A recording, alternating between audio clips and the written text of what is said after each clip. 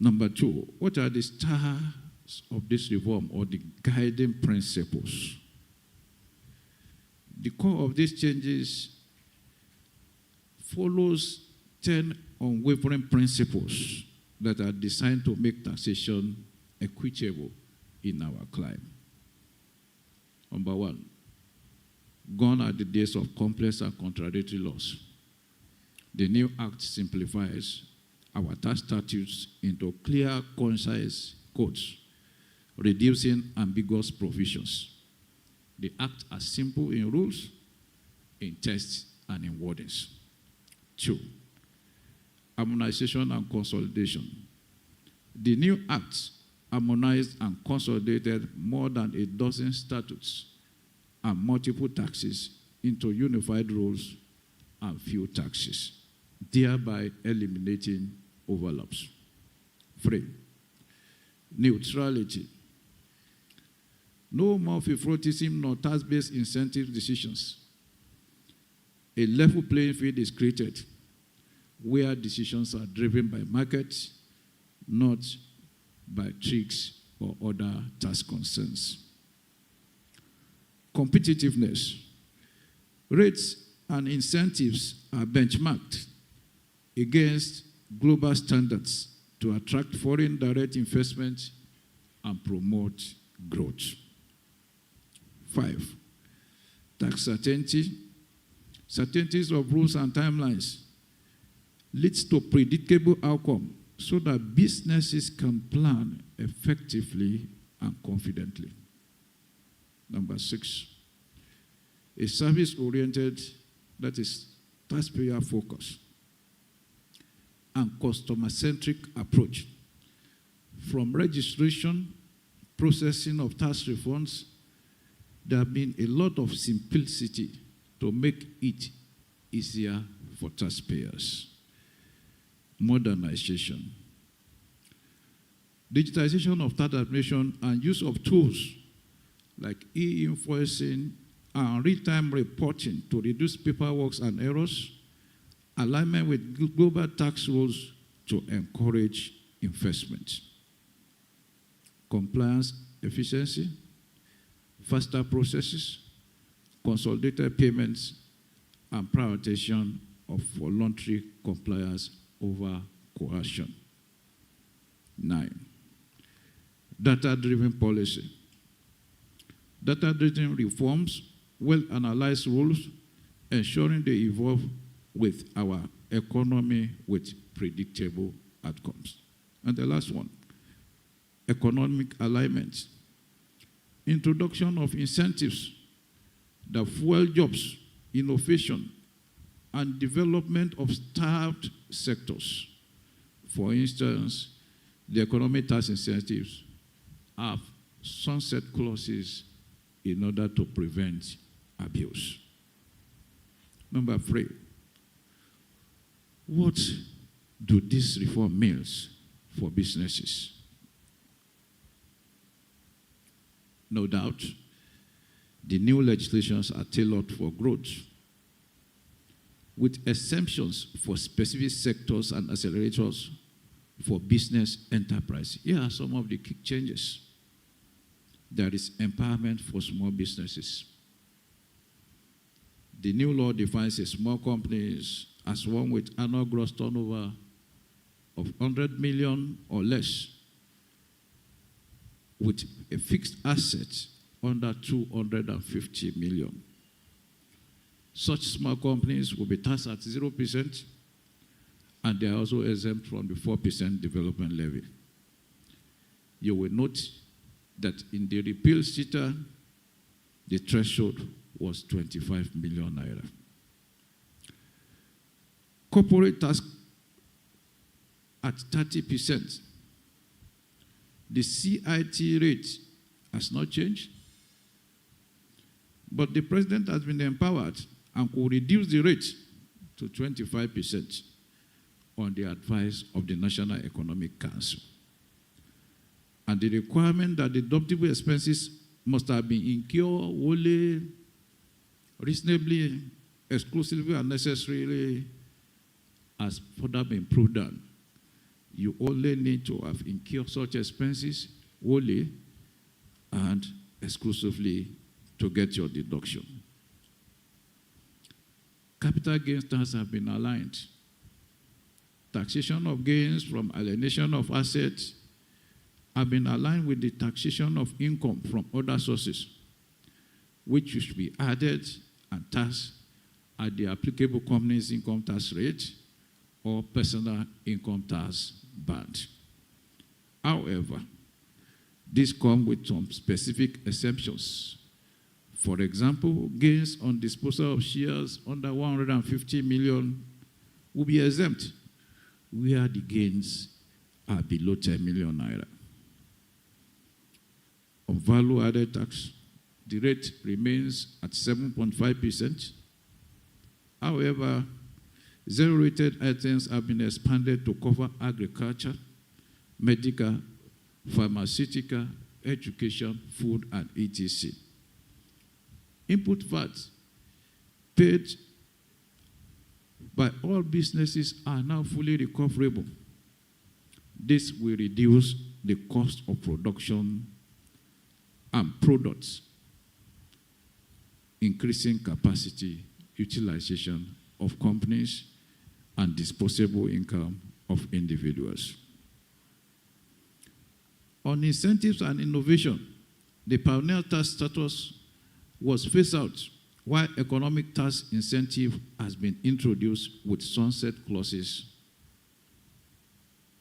Other incentives like deduction for research and development have been enhanced to up to 5% of turnover and deductible donation capped at 10% of profit. In addition, agricultural businesses have up to 5 years tax holiday from commencement of business.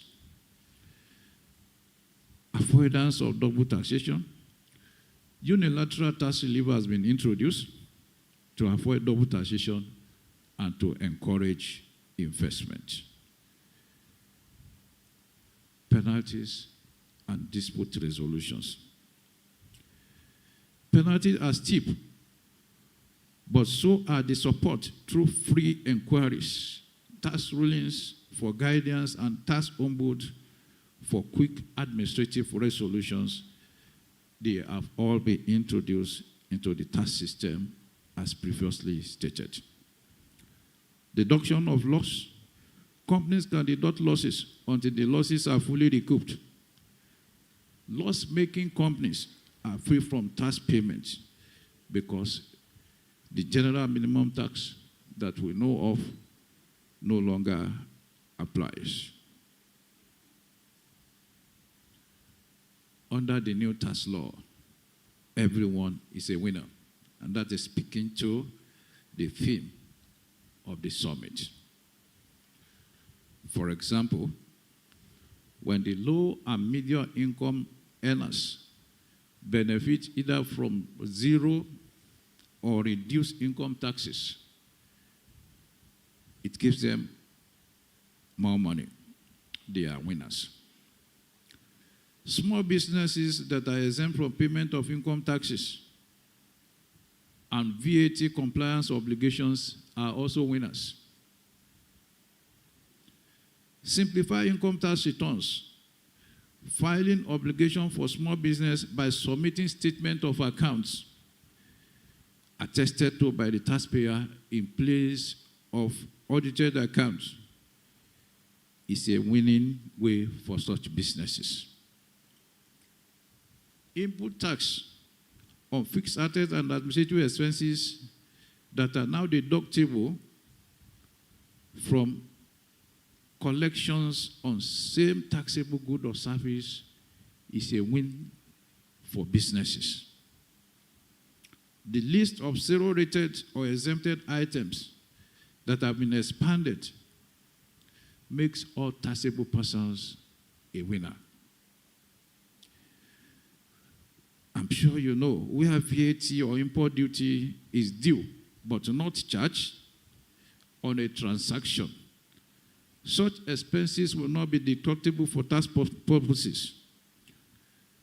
That policy creates a level playing ground for all businesses and a win for compliant businesses, and also a win for the government.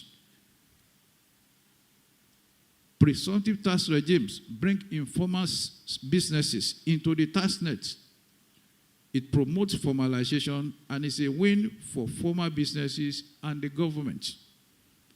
Because when you have people doing what you are doing and they are not paying taxes, then they will have some competitive advantage. But with that, they are also coming into the net.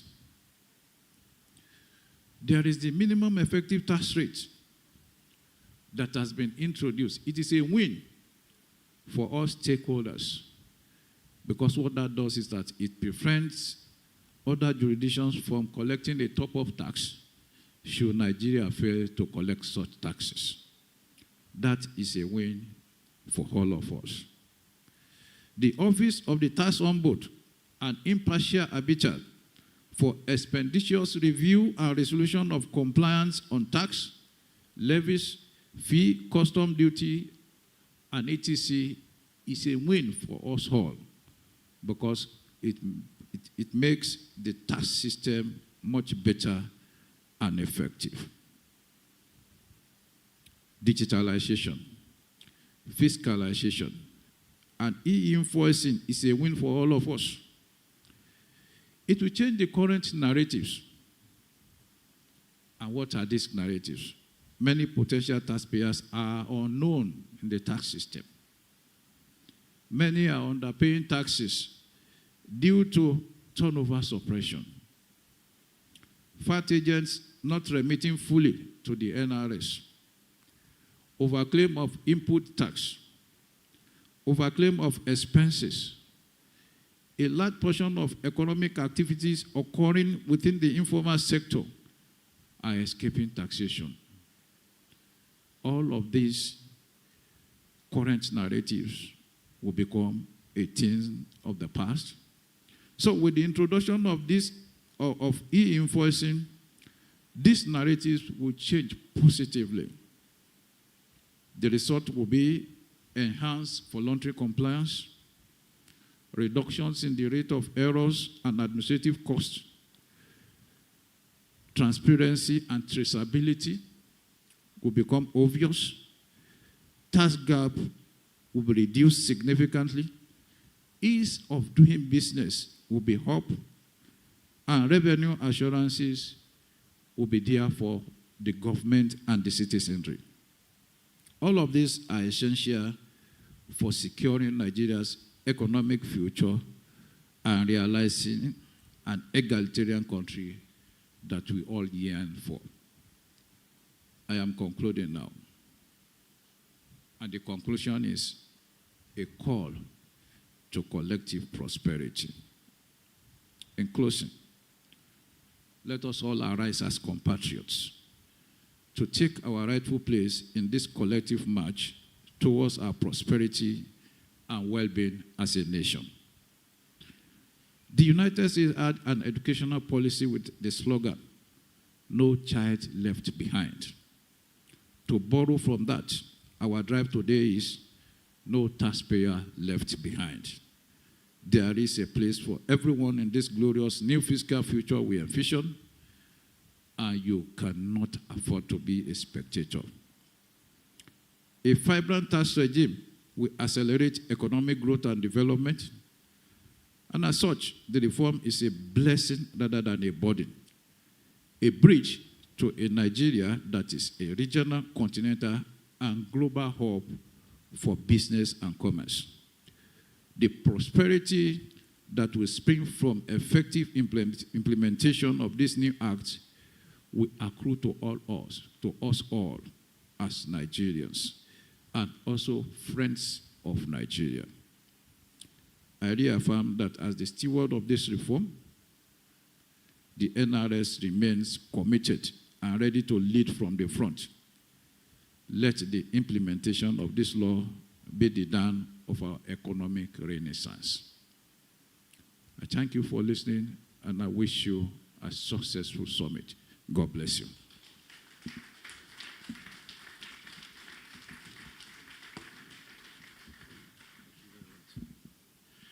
Thank you very much, distinguished guests, ladies and gentlemen. Let's put our hands together for the Group Director, Policy Advisory Group, NRS, Mr. Sunday Okeowo, ably representing the Executive Chairman of Nigeria Revenue Service, Dr. Zach Adedeji. Please, let's give him another round of applause.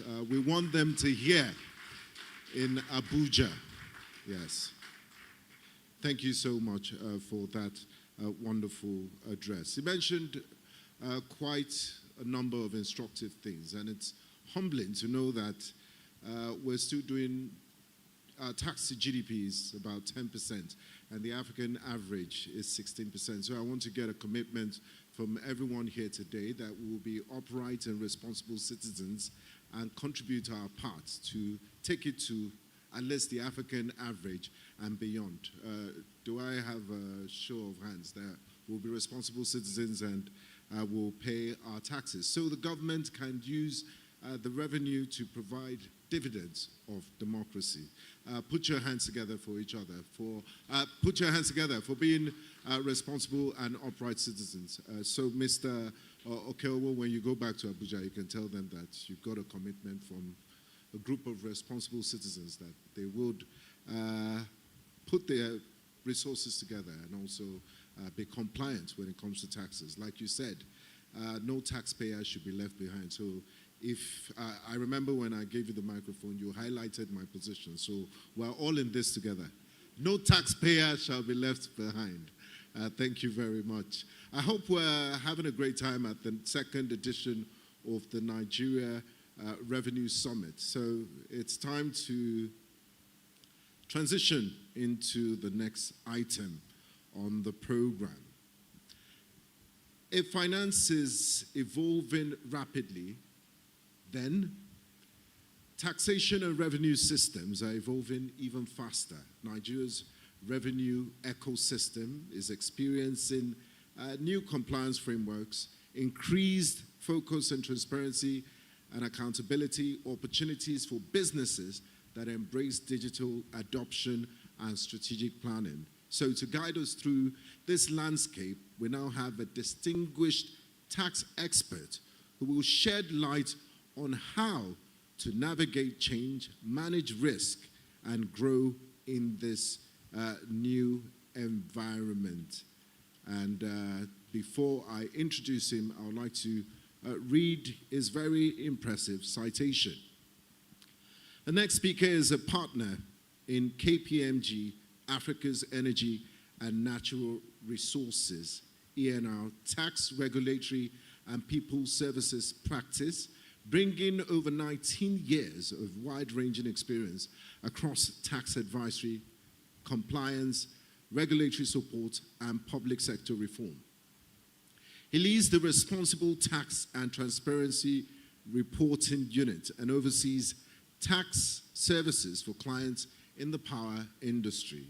His expertise spans corporate and personal tax, task risk management, M&A support, due diligence, pension, and provident fund advisory, operating model development, and capacity building for effective tax administration.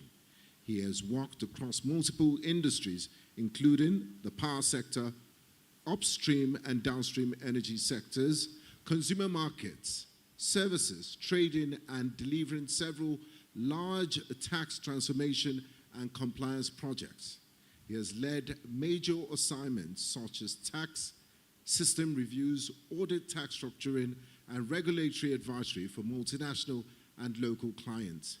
His international exposure includes a secondment to the UK practice supporting energy and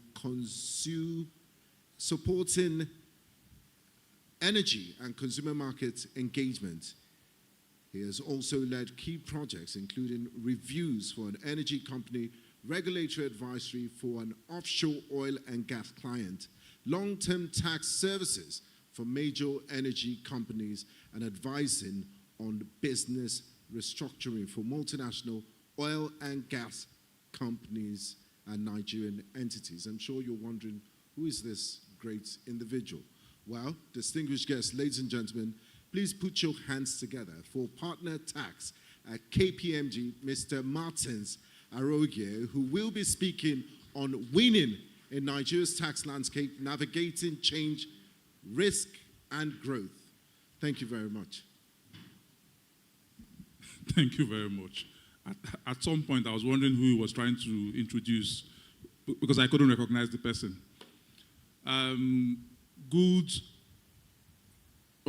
Good afternoon, everyone. When I was trying to prepare for this, I thought I was going to say good morning, but it's now afternoon. Let me first apologize. I've spent the best part of the last 2 weeks at the dentist, so having several stuff done in my mouth. So I'm learning how to speak afresh, in case I don't sound particularly right. Please, pardon me. I think the first thing I want to say is I thought it was going to be difficult speaking on this topic.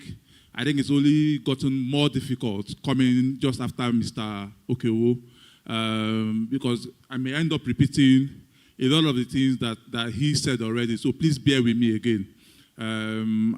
So I've started by apologizing twice. Winning in Nigeria's new tax landscape, navigating change, risk, and growth, it's always going to be a very difficult topic, because when people hear tax doesn't typically, the sentiments that tax typically would bring or drive in people isn't particularly always positive. For those who are Christians amongst us, the idea when we hear about tax is someone trying to reap where they have not sowed. And I'll tell you guys for free, it is not a Nigerian mentality. Everywhere in the world, fortunately or unfortunately, I've had the privilege of working in more than one jurisdiction and practicing tax. So I'll tell you for free, the average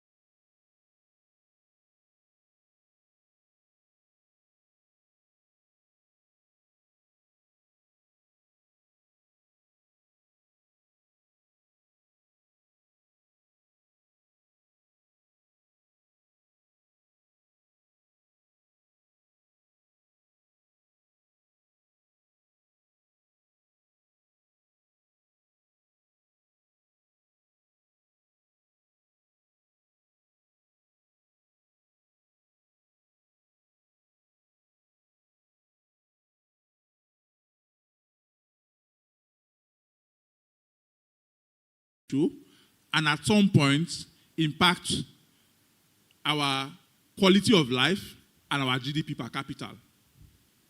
So this is the roadmap that we've taken. Again, I'm trying not to repeat things that have been said before. The first keynote speaker did a whole lot of that. So this is the roadmap that we've taken, and this is where we are, where the Nigerian Tax Act became effective on 1st January 2026.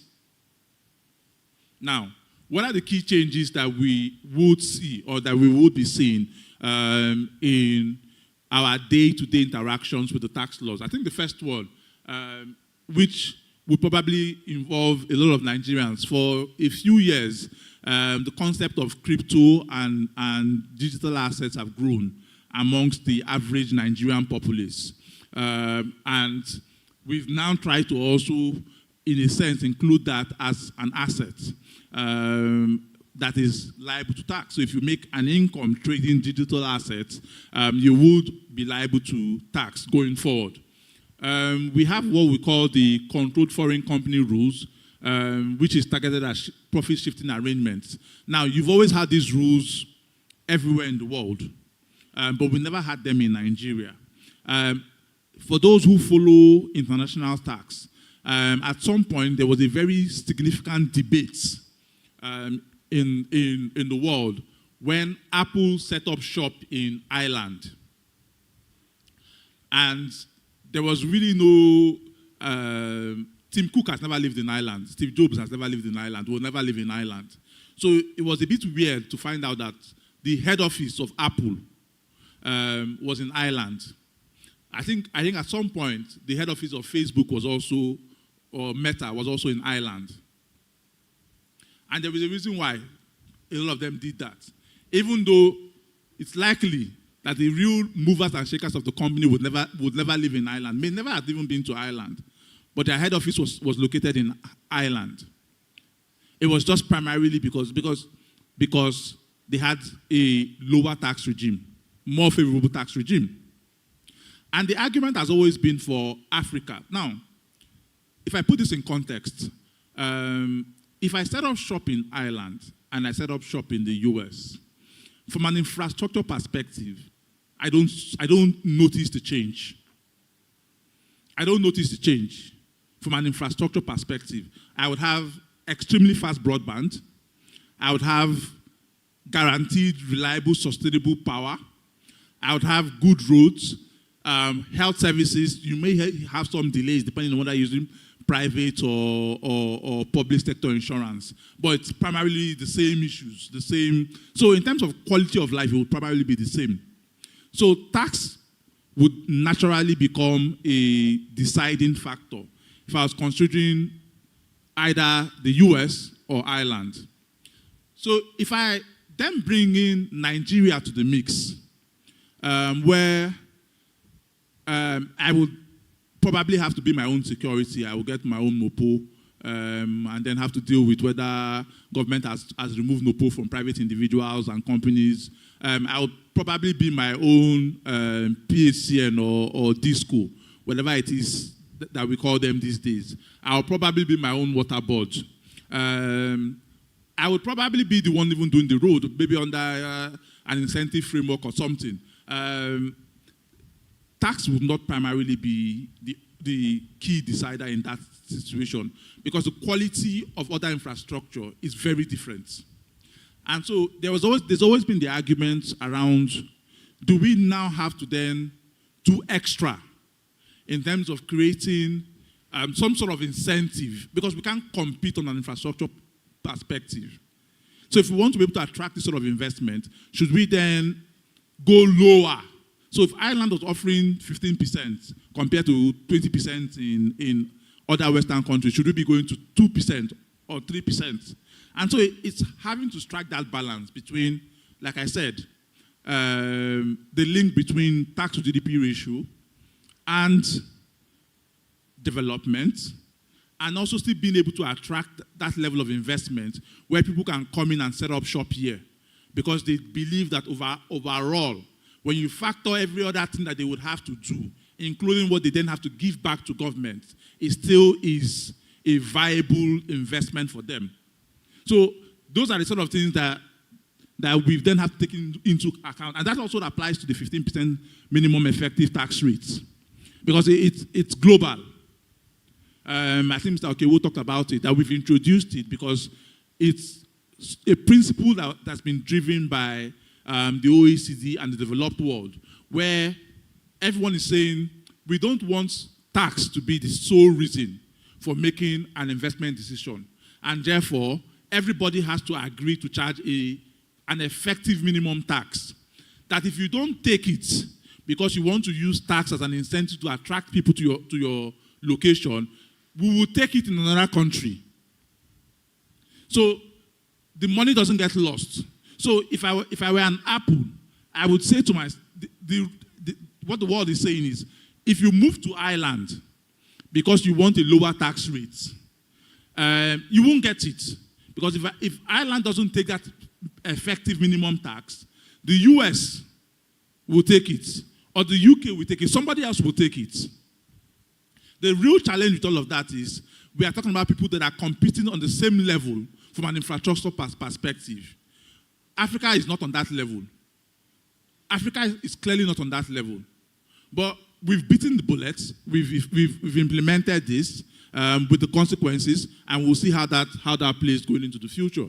The Think Capitalization rules that we've also extended to local related parties. Now, what's Think Capitalization rules? It's primarily around how you fund an investment in any country. Do you do debt or do you do equity? Because everyone knows that it is easier to exit a location if all of your investment is debt. There is a finite time after which you will pay off that debt, and then it's then easier to leave. But if you have equity in that country, it's a lot more difficult to pack up and go. It's a whole lot more difficult. So governments around the world are trying to ensure that there is a healthy mix between equity and debt investments. And that's what Think Capitalization rules basically is all about, ensuring that the people who come into Nigeria to make investment do so in a healthy mix between debt and equity. There is also the VAT fiscalization system, which e-invoicing is also going to fall under. And then finally, I think one important thing that we've also done is the taxation of gains from indirect share transfers. And again, it's all about trying to attract investment and ensuring that we make here a hub for investment. Because if you look at the previous rules, if you set up a holding company in Nigeria for the purpose of making investments into sectors and companies in Nigeria, and you then dispose those shareholdings, you would be liable to a capital gains tax. But if you set up that holding in, say, Mauritius, which then held a holdco in Nigeria, which then subsequently holds other businesses in Nigeria, and you dispose that holding in Mauritius, you would not be liable to a Nigerian capital gains tax, even though, in effect, you've done the same thing. In effect, you've done the same thing. I was reading something today, Business Day, around how Kenya attracted almost 10 times what Nigeria was able to attract in terms of private equity. I don't know how they've measured that.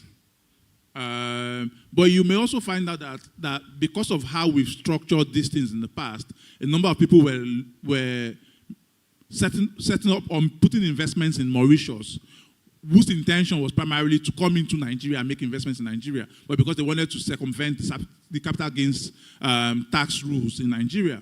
So maybe this will change, because now there is really no incentive to go to Mauritius anymore, because we will still get you from there. So those are some of the changes that we've seen that's been introduced primarily to drive investment, primarily to drive growth in the country.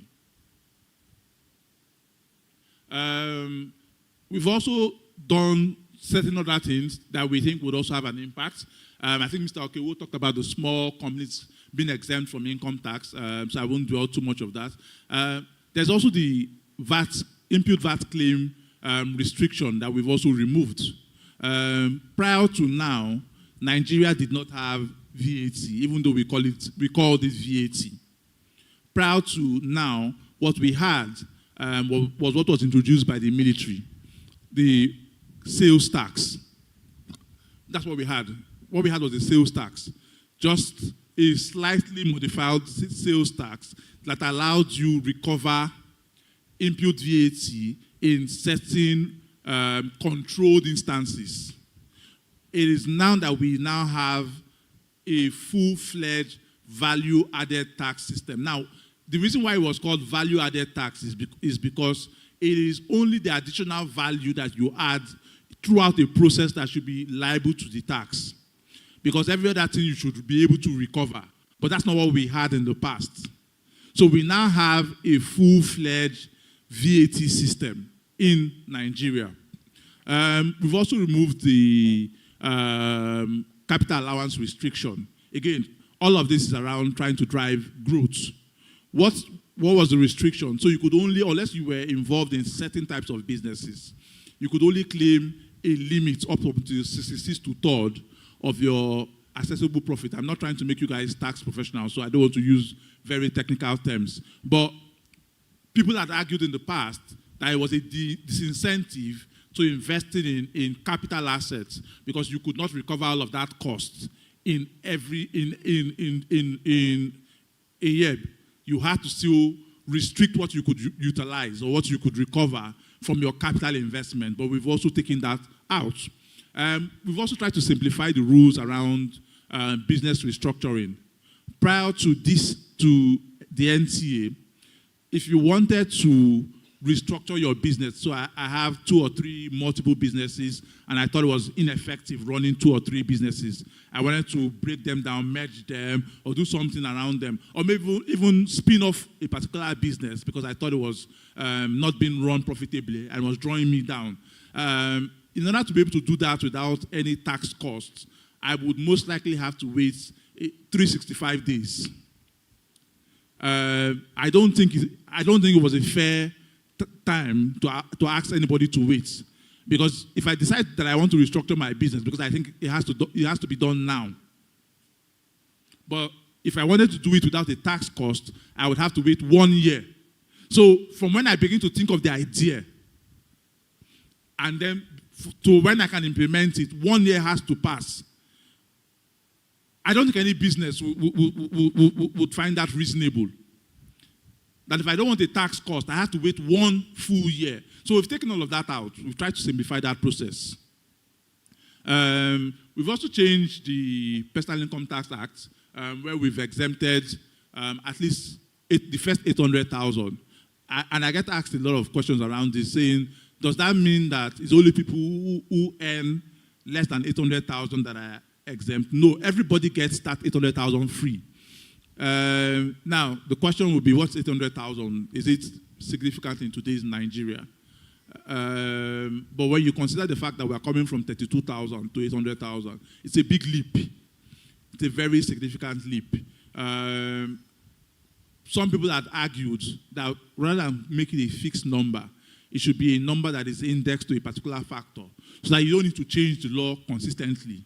And the jury is still out, because what you would find in most European countries is that it's indexed, either to an inflation factor, a cost of capital factor, so you don't need to change the law, because the economy will always be dynamic. 800,000 today may not be much in another 5 years, and then you then have to start thinking about changing the law and all of that. So maybe we should have indexed it to a particular factor where it continues to move as the economy also moves. But at least there's been some change from where we are coming from.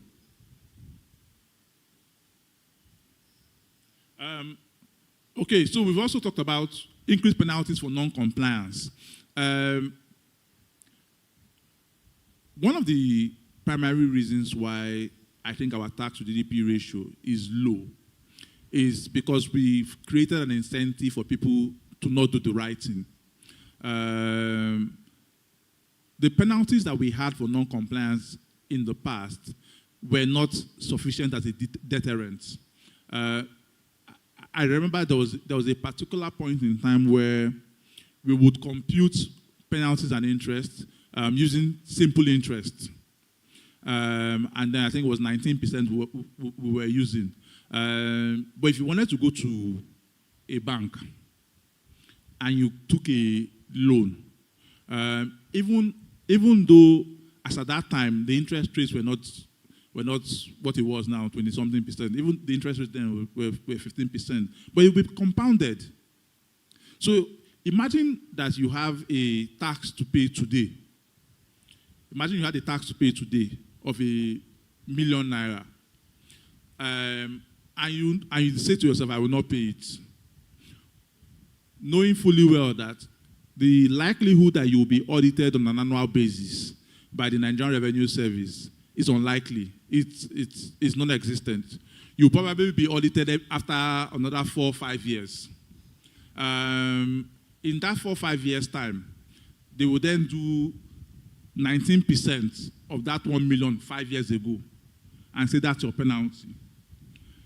Meanwhile, I could put that 1 million in T-bills, and in that 5 years, if I roll over capital and interest, I would probably have doubled that 1 million compared to the 190,000 I will have to pay in 5 years' time.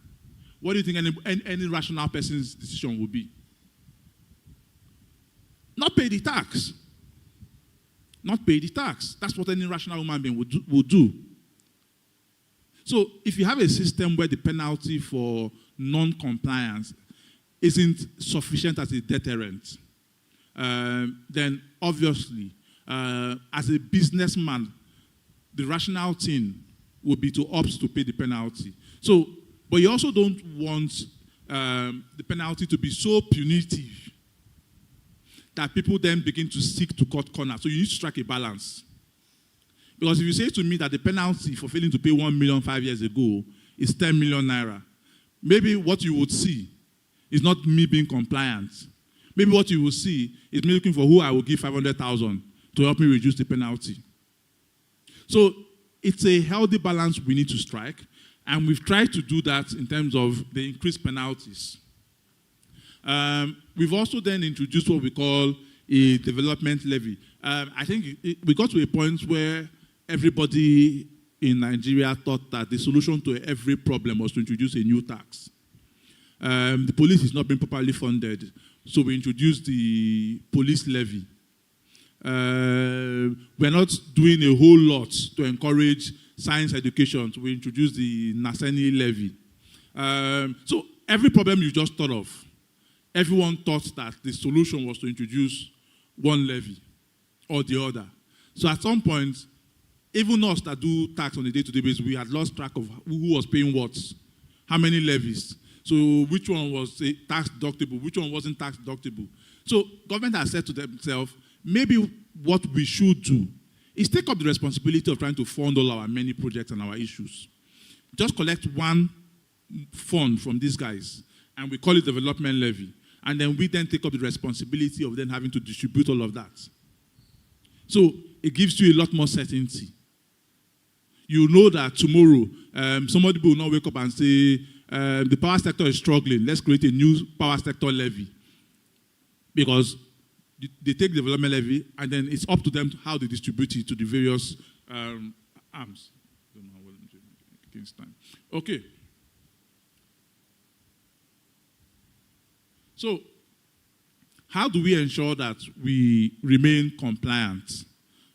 Because that's what's very key, especially in light of the fact that the penalties for non-compliance has increased. The first one is speaking with InterSwitch to ensure that you are on the e-invoicing platform, which I'm setting InterSwitch and his team will already be speaking to a whole lot of you guys anyway. The second one is ensuring that you have the adequate tax ID, either as a business or as an individual. And I say this a whole lot. And it ties to the first thing I spoke about in terms of tax to GDP ratio and increased growth in a nation's economy. Because our mindset around tax isn't always very positive, we also don't see the good part around it. Take the average SME the average SME, the woman the woman at Balogun selling lace. That woman has a very good idea of how much her revenue is. A very, very good idea of how much her revenue is. She knows how much she collects from customers on an annual basis. She thinks she has an idea of what her profit is. She thinks she has an idea of what her profit is. She doesn't. She does not. If you ask her, what is your highest item of cost? She will tell you is in importing lace. Because that's the obvious for her. If you ask her, what's the next highest level of cost? She probably would say light. But at that time, at that point, it's all assumptions. She doesn't know. I think the first presentation talked about data. The problem when you have SMEs that don't pay tax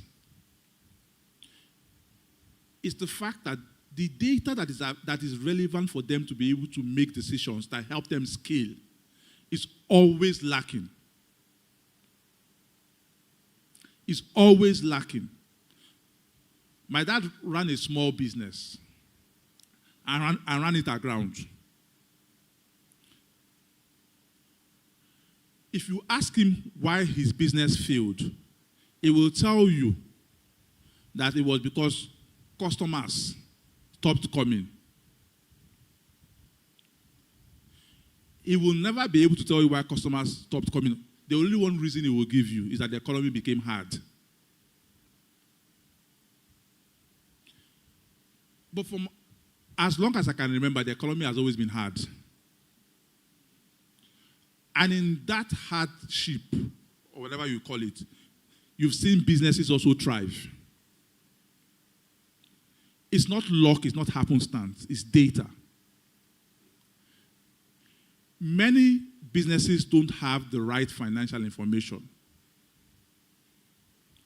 If they were willing to pay tax, I've never been a fan of the so-called presumptive tax. And I'll tell you why. The only person presumptive tax helps is government. Because government is still able to collect. If you prepare financial information that gives you access to revenue and all of your items of cost, it is not just about profits. It's also knowing how are you deploying the resources that you have available. So that's why I always say to people, I will always advocate that everybody pays tax. Not because of the payment, but because if you have to pay tax on profit, you need to prepare financial information because you want to ensure that you're not overpaying. And in preparing that financial information, you get access to data that helps you understand your business properly and then helps you make decisions. How much are you paying to staff? How much are you paying for water? It's in those minute details that you have access to information that then helps you tweak one or two things about your business that helps you scale. People talk about access to financing. Small businesses don't have access to financing. It's primarily also because I don't trust the data that you're providing. It's a key factor. Financiers can't trust the data that you're providing. So, if we look at tax as a standalone, it looks like it's an arduous, difficult, complex thing. But if you then look at the fact that tax will flow from financial data and financial information, and you need that financial data and financial information for business planning and strategy purposes, then you then realize that it is very important that we ensure that even if small businesses are exempt from paying tax, that they're not exempt from keeping the right set of financial information that then helps them, grants them access to the sort of data. Somebody said, the first presentation said, I can tell you how much InterSwitch has made at the click of a button. Every business should be in that sort of situation. You don't need the same complexity of tools. But you need to be able to have access to that financial data. Otherwise, you can't plan. You can't grow. SMEs have always been the engine of growth in every economy. Always. It's not the same in Nigeria because we have SMEs that don't have the same level and access to data. And tax reform and tax is a way to ensure that you get them to that point where they are forced to have data that then forms the bedrock for decision making. I'm trying to run through the rest of this. So, how do we see the future in terms of opportunities for growth? I've talked about the harmonized tax framework. And hopefully, because there is clarity around what is expected from each and every one of us as businesses, as individuals, we can then see people who are more than willing to do the minimum to comply and therefore increase our tax to GDP ratio. And then we then begin to see how we also begin to see improvement in SDGs. The full impute VAT claim, again, keeps more money from a cash perspective in the hands of businesses, with which they can then begin to make the necessary investments in growth and development. That will also impact power because we've changed the rules around electricity. So hopefully we can see a lot more investments in the sector. And as you see, everyone will tell you there's a link between improved power supply and economic growth. There's an obvious link. If you scroll through Twitter or X, the conversation over the past week has been around solar and solar investments. So we do understand that link. So hopefully this will be a change. There's fiscal certainty for upstream oil and gas players. We are still an oil and gas nation. Many years ago, one of my partners wrote an article where he said tax is the new oil. Tax is not the new oil. Oil is still the old oil. And oil will continue to be the old oil. It's still Nigeria's primary source of foreign exchange. And so the certainty that we see in that sector hopefully will lead to increased investment. Every time we've seen recession or significant growth in Nigeria, it's always been tied to the oil and gas sector. So hopefully that will still be the case. I've talked about the MSMEs and how tax exemptions and compliance would also spur and see growth in that sector. And I've also talked about the rules for digital asset holders. So, in terms of the overall outlook, so it's changed there and it hasn't changed there. So sorry.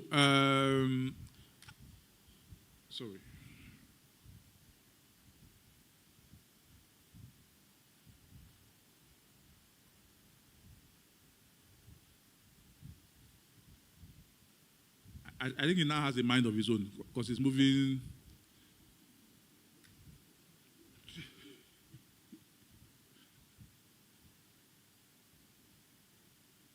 Yes, I think this is where I am. So as not to repeat all that I've said before, I think it's very, very important that we focus on increasing our tax to GDP ratio. And it's not going to happen by placing an extraordinary burden on those who already comply, which is what I think we've done so far. If you look at the process currently today, it's the same people who pay tax, that the same people that are subject to desk reviews, audits, investigations, what have you. It's the same set of people. So we've more or less, as much as possible, tried to squeeze out as much as we can from the people that have willingly come forward to make themselves available But that's not how we are going to change it. We are in tax filing season for individuals. I'm almost certain that if I asked by show of hands, how many of us here have filed our individual tax returns ahead of the deadline, which is next week, we probably won't find anybody. And for those that would probably have filed, the organizations would have been responsible for that entire process. So that is those sort of things that allow social media, what's the word, stories to take wing. Someone said to me recently that why are they now asking us to file individual tax returns? Has it always been like this? And I said to them, you've always had an obligation to file individual tax returns. And the person didn't know because they've always been in paid employment. And where the employer files both the employer and employee tax returns. So even if they were making money outside of employment, it's never included in those tax returns because nobody even asks you any question. You don't know when it is filed. You've never been responsible for that entire process.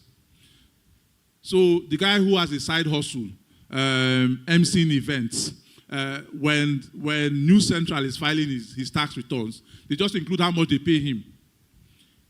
Nobody would ever ask him, how much did you make from your side hustle? So it's never part of his tax returns. And those are sort of things that we probably would need to change. Those are the sort of things that we probably would need to change. Because you are responsible for what's in that form, even when it is filed on your behalf. So you need to ensure that it is accurate and it's reflective. Nigeria is one country where tax fraud is not a big thing, unfortunately. If you were in the West that we would like to compare ourselves with, if that form is submitted and you are picked for an individual audit and it shows that the information there is incomplete or incorrect, you'll be in a whole lot of trouble. You'll be in a whole lot of trouble. But the average Nigerian we don't even know when it is filed.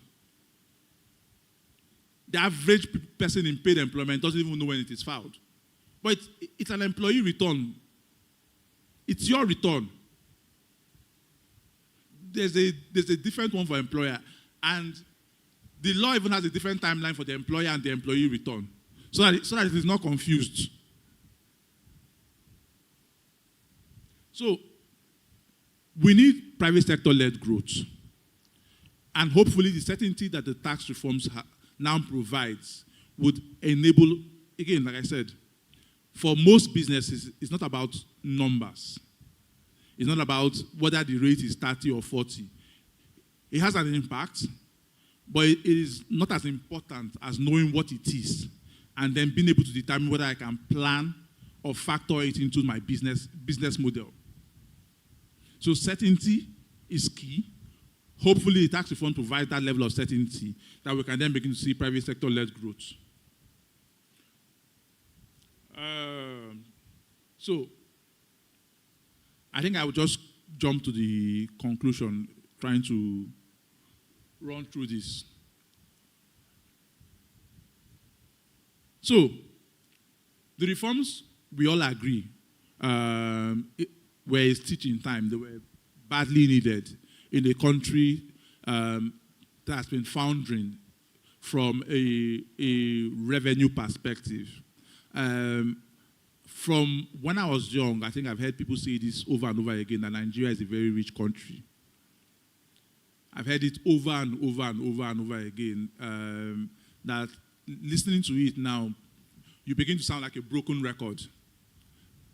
I hate to break it to you, Nigeria is not a rich country. Nigeria is nowhere near a rich country. We are, from a GDP per capita, we are a whole lot more closer to Somalia, which is war-torn, than we are to Cape Verde, which is a very small country. From a GDP per capita. So all of that, you know, when people say Nigeria is a rich country, they say it from the fact that we have oil, and they look at the oil revenues. I'm saying take the sum of all of the economic activities in this country. Divide it by the number of Nigerians. And see how much comes to you. And say, if somebody was giving me this annually, you'll be staying in Makoko, hoping that you have clear weather in the evening so you can catch fish and roast. Otherwise, you will go to bed hungry. So I don't know where we get that impression that Nigeria is a rich country. We are a country with tremendous potential, with a significant ability to be rich. We are not a rich country. We are nowhere near a rich country. So I think it's important that we understand where we are. And that's why that awareness is necessary. The reforms have come. They are not perfect, but they've given us a foundation with which we can begin to approach the future. And like I said at the beginning, it is not coincidence that the countries with the highest assessments, and those assessments were done by UNDP, so it's not in country, it's not individual governments that are doing that assessment.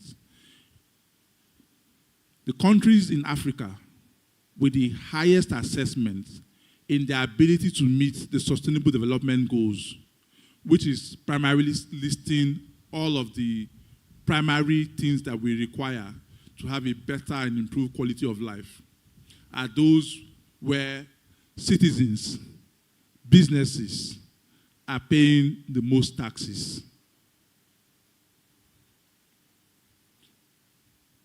It's the same. When we said 800,000 naira and above will be exempted from tax, someone said to me, why is it that the northern governors were so fixated around the sharing formula for VAT?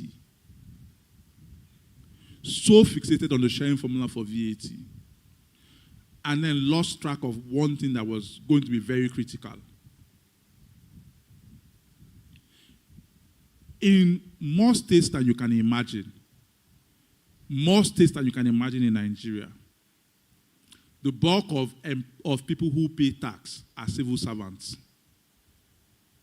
The bulk of people who pay. So when you look at IGR in more states than you can imagine, IGR, I was talking to a state governor not too long ago, and we were trying to dimension their IGR collection. And this is an oil-producing state. This is an oil-producing state. And when we ran the numbers, it was very clear that over 80% of that state's IGR was from civil servants and was being deducted as source. How many civil servants earn above 800,000 naira? How many? And by what quantum are they earning above 800,000 naira? So why there was a lot of conversations from a government perspective led by state governors around VAT and the process for sharing VAT? Maybe the conversation we should have been having is around what impact would exempting that 800,000 have on the majority of states' ability to generate any IGR?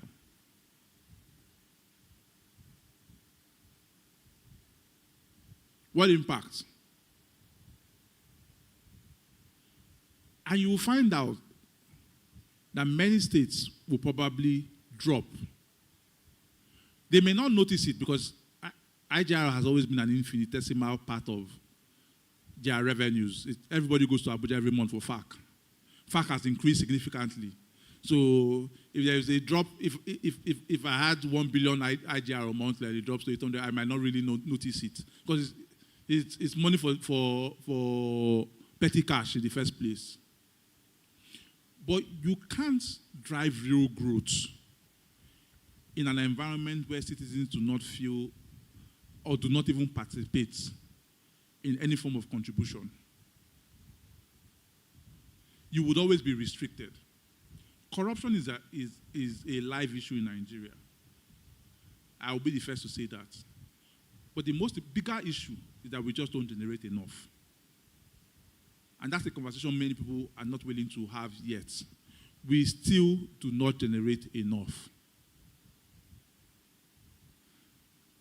Hopefully, with the tax reforms, with improved compliance, with improved awareness, we will probably get to the point where we are, one, able to generate enough, two, then able to hold government more accountable to ensure that that enough that we then generate is deployed in a way and manner that enables us then enjoy a higher quality of life.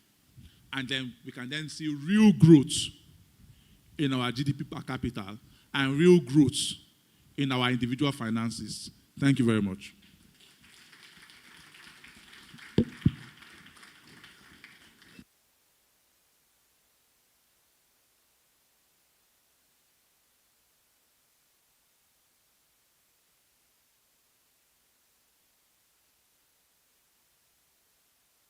Distinguished guests, ladies and gentlemen, please let's put our hands together for our keynote speaker, partner at Tax, KPMG, Mr. Martins Arogie, for that wonderful keynote address. I didn't like the fact that I had to look up to you because I only look up to God. Thank you very much for that. Mr. Arogie was meant to join us for the panel session that is coming up next, but unfortunately he's a man in high demand and he has to leave here very soon. So we'll just take two questions from members of the audience. Can we see a show of hands? And then we'll wrap things up before we move straight into our panel session. Keep it sharp, short, and succinct, please.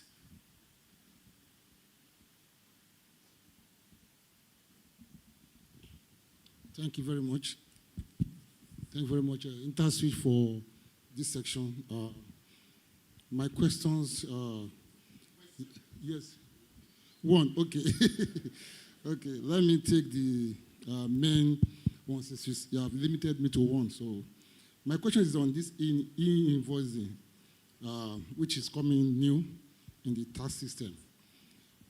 We have from the guidelines we have been hearing from the NRS that is coming in 3 phases. Yes, and I want to ask, first, I want to appreciate InterSwitch because I've been partnering with them and they've been doing a good job, courtesy of Nuruddin and Dayo. Yeah, I noticed that there's some, let's say the emerging taxpayer, they are coming in the 3rd phase. Now, I want to ask, if, like right now, I have to be practical. I have some of my, clients, I was able to confuse them, and they have even paid their, what do you call it, manual, onboarding. But does it mean that they will start immediately since they are within less than, 1 billion? So, or they will wait until their own phase, come up, maybe year 2027, I guess as much. So we need to get the clarification on this. Thank you. Let's take the lady, Jennifer, with the tax ombudsman. Thank you very much, sir. So I just wanted to ask one question. I work for a company online, right? And I also have my personal business. Now, I don't think I've paid tax before, right? But the company I work for, last month, they charged me, they deducted my tax. I gave them my ID, so they deducted my tax. Now, I want to ask, now that I've never paid tax on my personal business, by the way, I'm into short-lived business, I've never paid tax on that short-lived business. Are they going to, request me to pay tax for that business? And if it is yes, you mentioned that it's going to be ending next week. So, from what month am I supposed to do the calculation so that I can pay before next week? I just want to confirm that. Okay, so I'll try and answer both questions. The panel will provide a lot more clarity around e-invoicing. But the timelines that you've stated are, what I would use, those timelines are the minimum is not the word. the latest you should. So if you are able to get on board early, I don't think it will be an issue. But that's the minimum or the latest for those sort of businesses. But what I would always say to everybody is try as much as possible to have a system in place, test run it, so that you are ready. So yes, I like the fact that you have clients that are willing to be ahead of the curve and not wait for when somebody's already chasing after them. And that's the spirit. That's what we would need. So what's due next week? It's your personal income tax filing. It's not necessarily the period for payment of tax.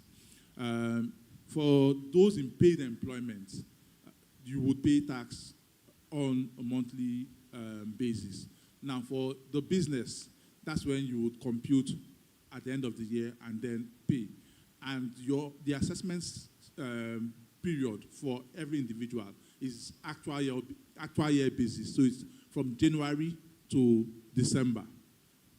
So even though you're filing the returns in March, it's January to December of the previous year. That's your assessment period as an individual. Do you understand?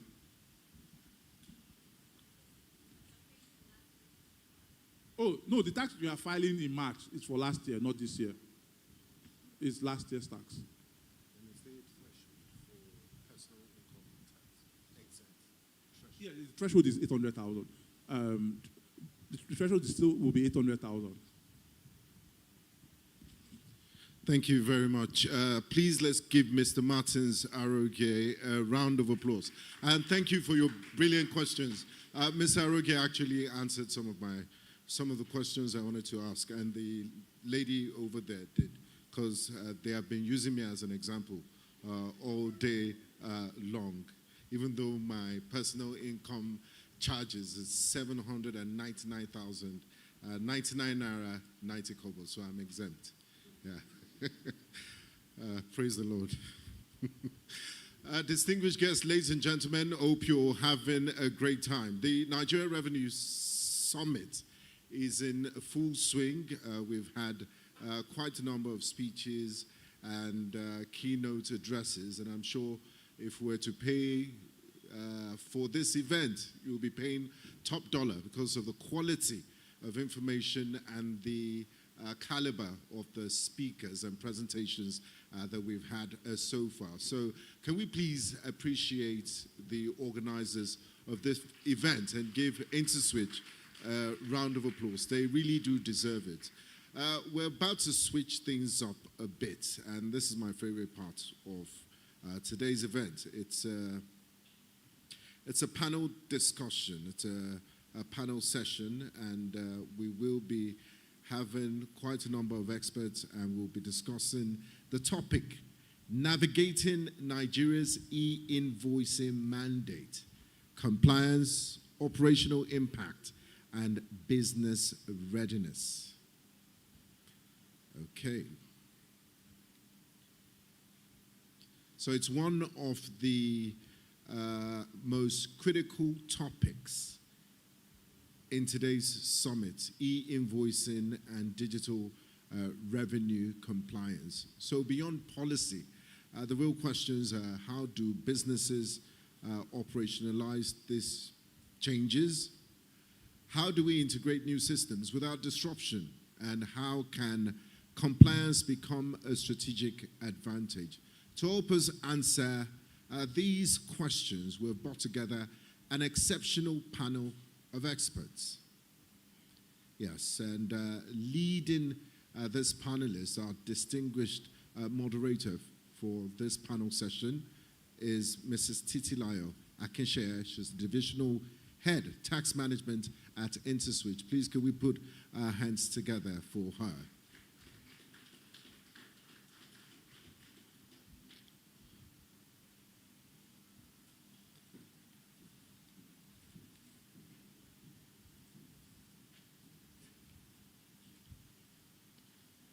So Titilayo Akinseye, she's seated right in front of you.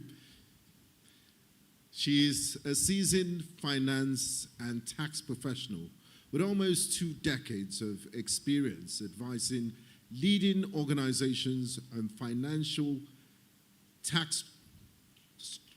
reporting, tax strategy, and regulatory compliance. She's currently the divisional head tax management at InterSwitch, where she leads tax audit and reporting. She began her career at KPMG, where she spent over 10 years working across tax advisory, supporting multinational and large local enterprises. During this time, she developed deep expertise in financial controls, statutory reporting, and navigating complex regulatory environments. She bagged an MBA at the prestigious University of East London and is a fellow of the Institute of Chartered Accountants of Nigeria and an associate member of the Chartered Institute of Taxation of Nigeria. Once again, please put your hands together for our distinguished moderator, Titilayo Akinseye.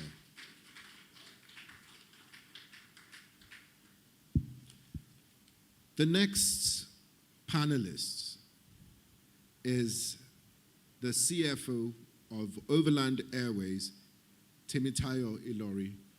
Please let's put our hands together for Mrs. Temitayo Ilori as she makes her way to the stage. Temitayo Ilori is the Chief Financial Officer at Overland Airways Nigeria, where she leads the Finance and Accounts Department, providing required support to executive management while driving the financial and accounting performance of the airline. She leads with over 2 decades experience in finance, audit, taxation, and accounts, ensuring regulatory compliance, business analysis and strategy, financial reporting, and growth of the airline. She is an alumna of Toulouse Business School in France, where she obtained an aerospace MBA.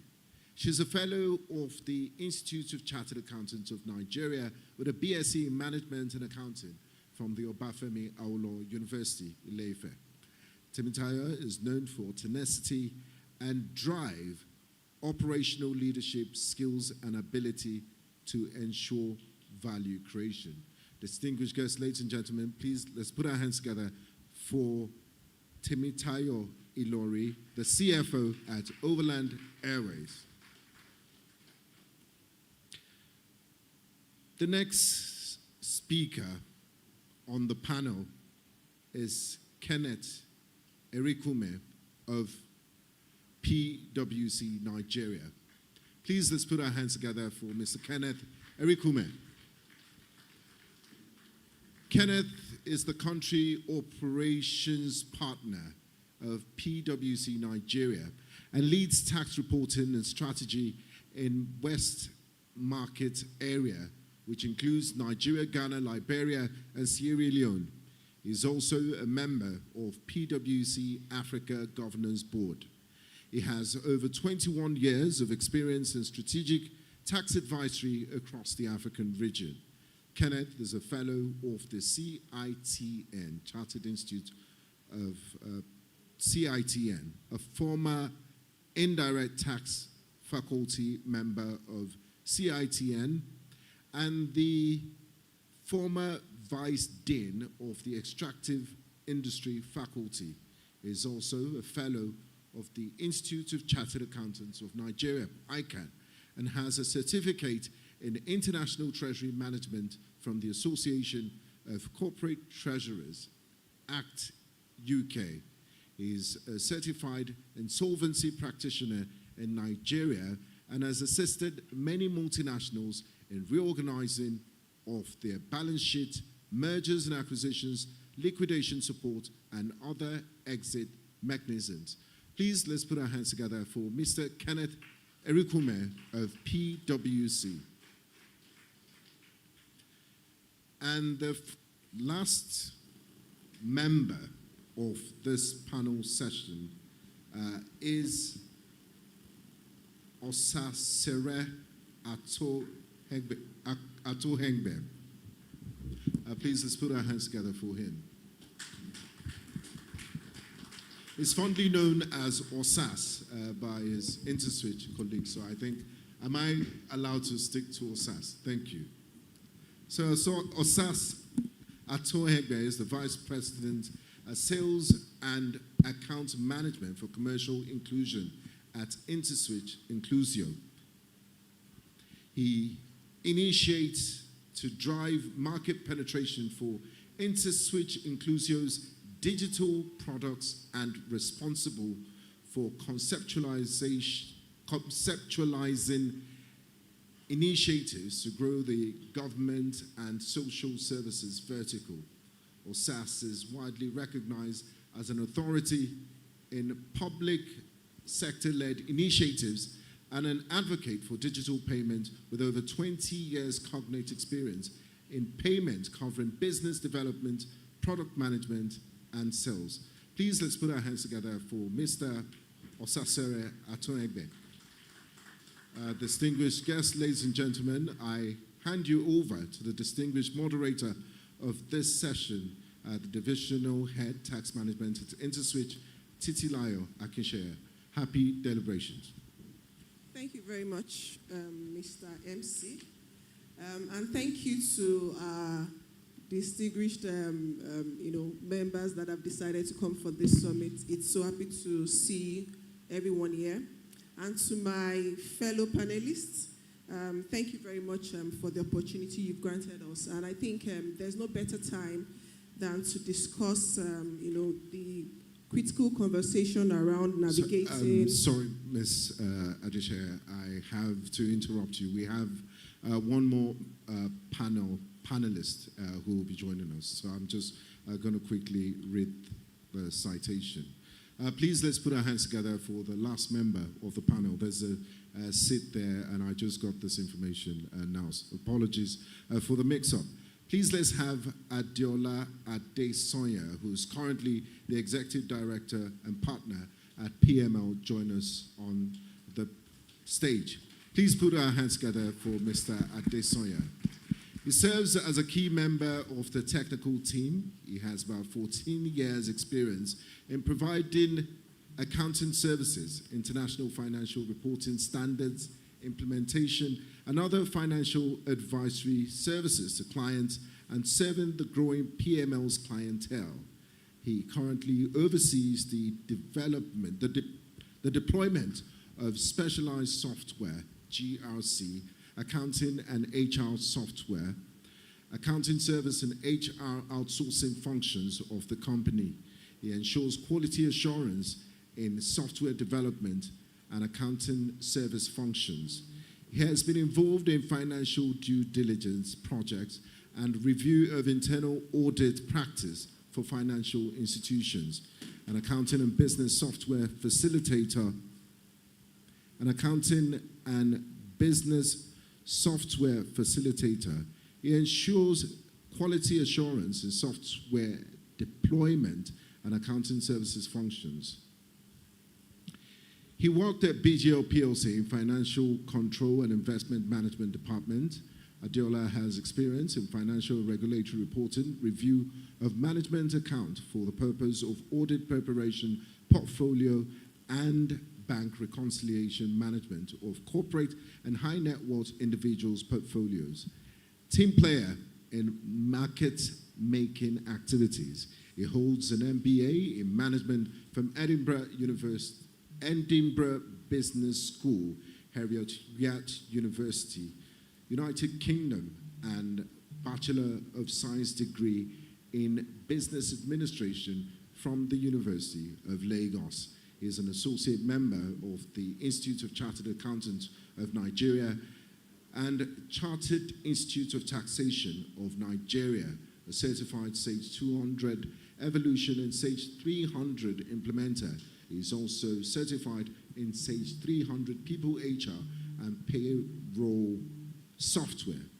Distinguished guests, ladies and gentlemen, please put your hands together for Mr. Adeola Adesonya, the Executive Director and Partner at PML.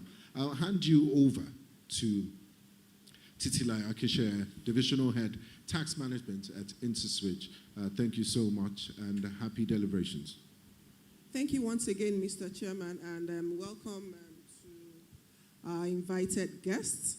And like I was saying, there is no better time than now to discuss the critical topic around navigating Nigeria's e-invoicing mandates, compliance, operational, impact, and also,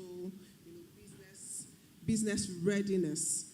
I know a lot of us from last year would have heard about e-invoicing, but we still have certain questions that we would have, and that's why we have my co-panelists here that would answer various questions that we believe, would bother or are concerns that you may also have. And knowing fully well, and not to overflog what has been said earlier, the need for data, right, quality data cannot be overemphasized, and also the need for tax transparency, which will ride on data, is a critical one for the Nigerian Revenue Service. And so that not to burst your bubbles, right, e-invoicing, even though it's an initiative of the Nigerian Revenue Service, is actually not a tax issue, and we would know why today.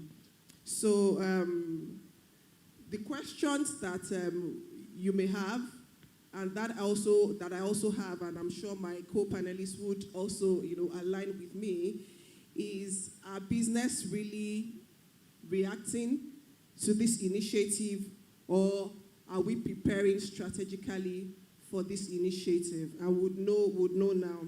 So my first question would go to Kenneth, and it would be, what does this shift mean for CFOs, finance teams, in terms of financial reporting, audit readiness, and internal controls? Thank you very much, Titi, and thanks to InterSwitch for giving me the opportunity to be on this panel. I'll backtrack a bit, right? You speaking about transparency. Invoicing is just one component of the Nigeria Revenue Service's strategy to widen the tax net. And how are they going to do this? And a lot of speakers have mentioned this already. They're going to be using big data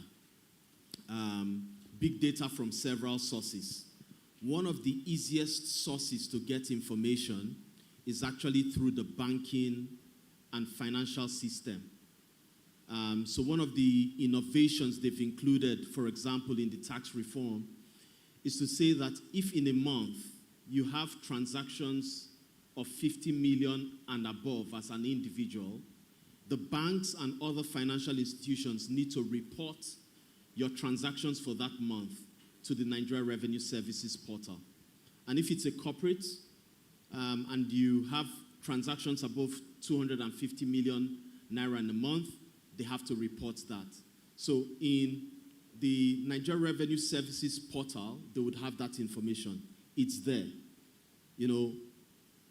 Let's assume you purchased the property.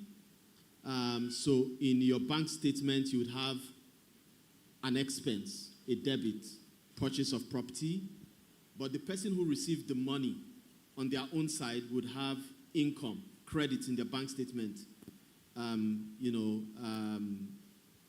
sale of property. So that way the government can actually match income and expenditure. But that's one source. Then there's the e-invoicing. And the idea for e-invoicing is the government wants to be able to get information around all the economic data that happens in Nigeria. They've started with the large taxpayers. They'll go to the medium, and then they'll go to the lower income. And several other innovations around transparency. So it's quite intrusive that government wants to be able to see information. And this is why it's a bit of a friction for a lot of people. Before these tax reforms really kicked in, people were asking, will the government debit my account directly? Should I now put, when I'm sending money to my wife, should I put a goosey soup? Those sort of conversations then popped up, right?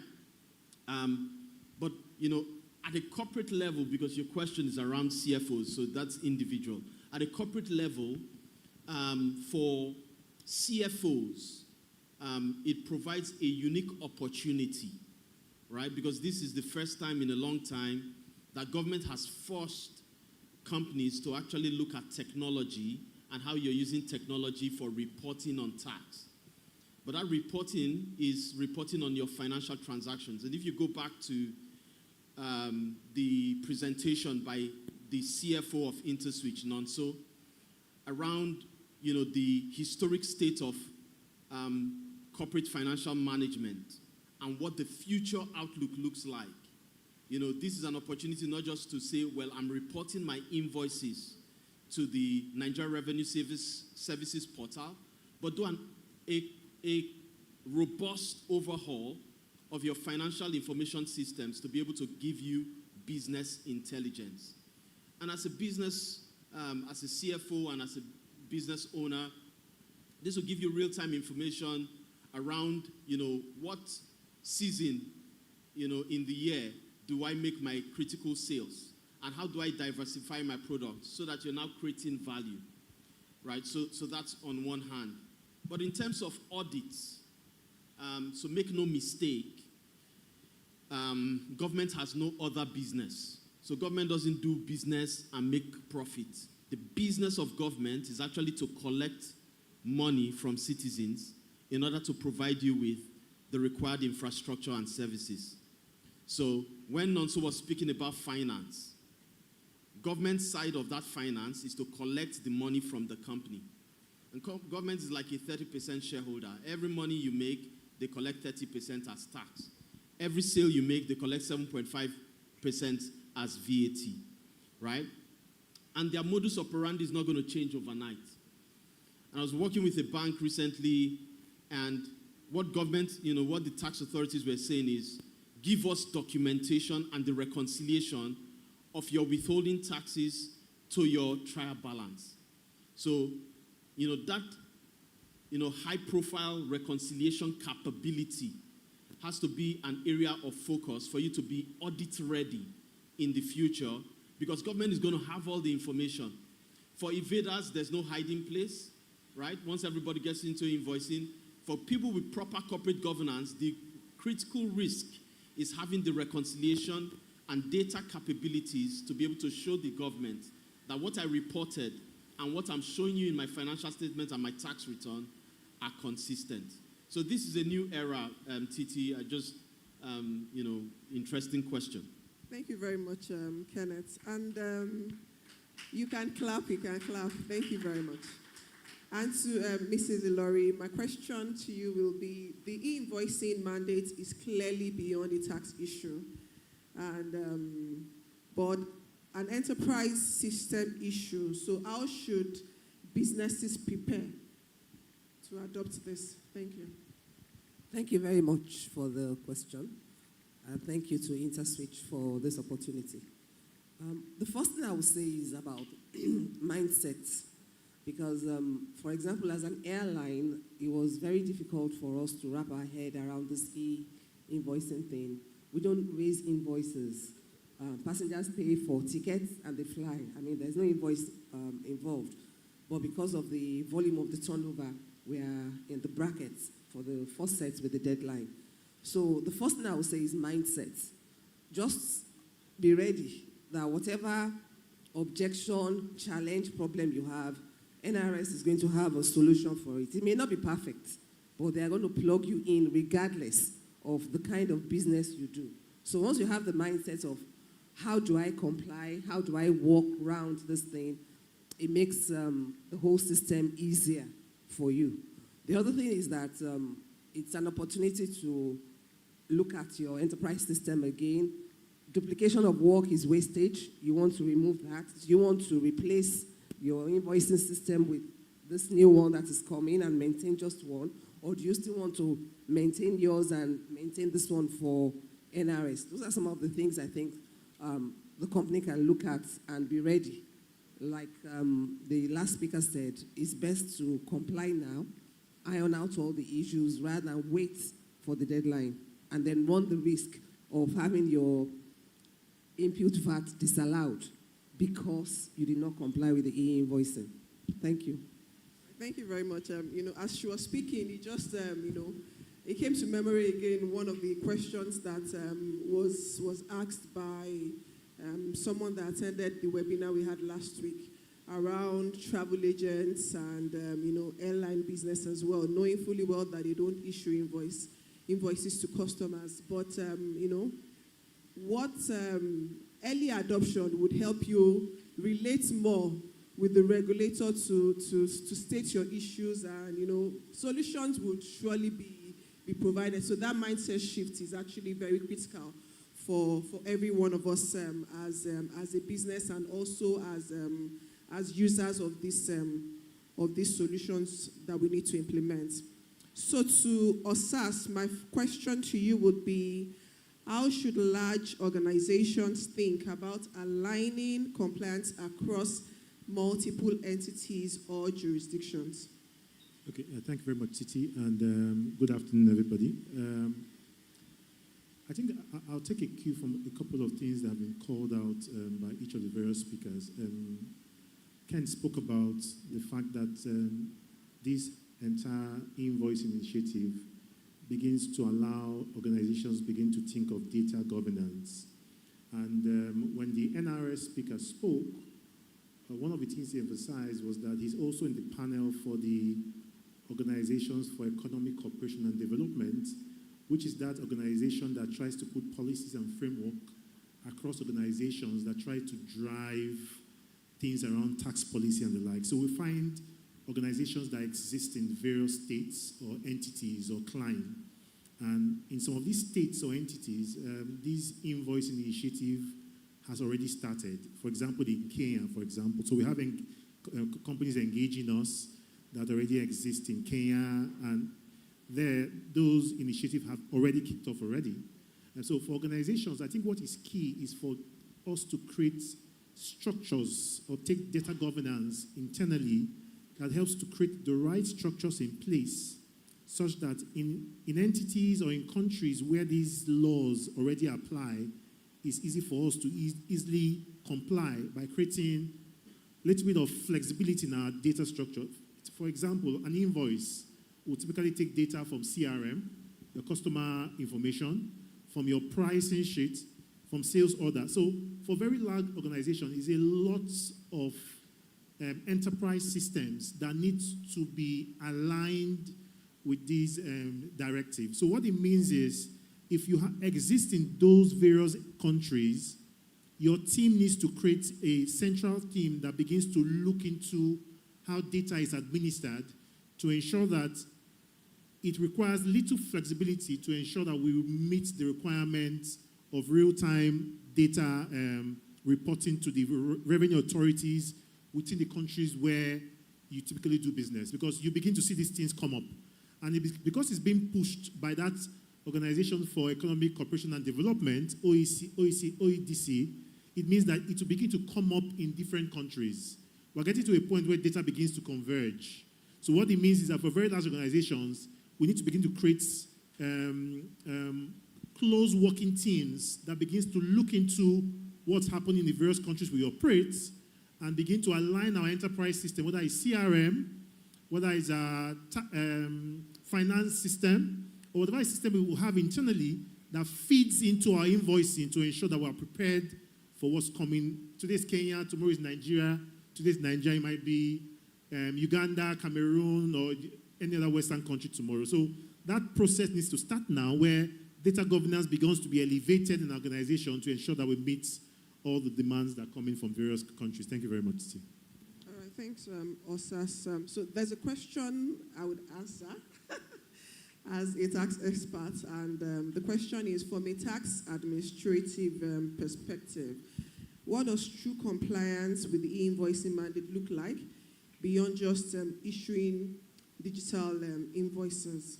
So for me, true compliance is mainly aligning, the invoices you typically generate on your ERPs, right, to what you are reporting to the tax authority. I keep telling people that the end goal of e-invoicing is that the invoices that you've issued or invoices that you've received via the e-invoicing platform should validate the revenue or the cost that you are reporting. At the end of the day, the expectation is, because it's a real-time or near real-time reporting, and your transactions, as you are conducting the transaction, whether from a revenue perspective or from a cost perspective, the tax authorities are seeing this. So for you, it's aligning your reporting to what it is. And what it also helps to do is it helps you to spot issues early. And you're able to address issues, not waiting until when your auditors come in to address those issues.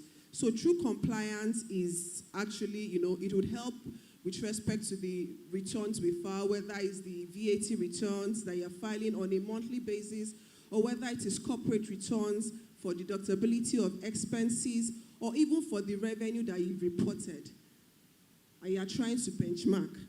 And another key thing that I believe, the true compliance would also help companies with is the fact that when you are being reviewed or audited by the tax authorities, I think the need for us providing documents, third-party documents, will be reduced because they can see these things visibly. So there is no need for us to start providing those third-party documents to support or give me contracts and all that.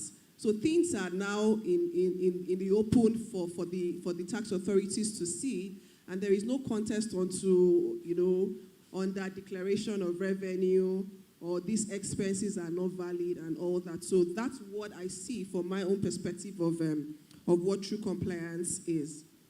So my next question will be to Mr. Adesoya. And the first question is, as an executive, what concerns you most about implementing e-invoicing? Do you consider building or integrating, or do you want to outsource? Thank you. All right. Thank you very much, and good afternoon, everyone. Big thank you to InterSwitch for this opportunity, and also I think the country at large and InterSwitch deserves a round of applause for what they have done and what they are doing with respect to the new tax law vis-a-vis the e-invoicing that we are speaking to currently. One thing that we need to realize at this point is no longer a news, and is no longer whether it will happen or it will not happen. It is here, and it is the law. And the most important thing is, as a responsible citizen and as a responsible corporate organization, we need to comply with the clauses of the law. In terms of concerns as an executive with respect to e-invoicing implementation, it borders around the whole systemic change around the organization. What am I talking about? There is a need for us as an individual player within the organization to understand the e-invoicing concept itself. There is a need for us to upskill in terms of whatever that needs to be done. There is a need for us to also look at our processes, because we are going to be doing away with the PDF invoicing. We are going to be doing away with a lot of manual input. From experience standpoint, we've seen organizations where I don't get to see their invoice and they are my client. But today, it is no longer the case. They need to actually disclose their invoices also to the regulators. So in considering the concerns around this, whether you want to build or you want to outsource, to build the implementation aspect of it is to consider certain things. Your skill set, do you have the requisite technical know-how to do the building? Because beyond even building to hook up to APP, which is the application what's it called? InterSwitch stands to also fill the gap. You need to consider that skill set. You need to consider, do you have the requisite know-how on how to get that done? Then if you can answer some of those questions, you provide a checklist and check them up and understand that, oh, I have the requisite skill to do this, then we'll consider building. On the other side, you cannot build. You don't have the requisite skill and the technical know-how. Then the best thing to do is to engage the service of another firm whose specialty is in those areas around the APP, or you want to become, or that are also software integrator around that, or systems integrator. So in all of those parameters or factors needs to be considered, whether you want to build or you want to actually outsource. Thank you. Thank you very much, sir. My next question will go to Mrs. Ilori. And as a CFO who has implemented the e-invoicing mandate, what are the mistakes that you think businesses should avoid? Because you've seen it all. So what are specific mistakes or maybe critical mistakes that you think companies should avoid while implementing the e-invoicing? Thank you very much. While implementing the e-invoicing, some of the mistakes I think should be avoided is not taking time out to plan very well how it's going to affect your system and what you need to change in your own current invoicing system.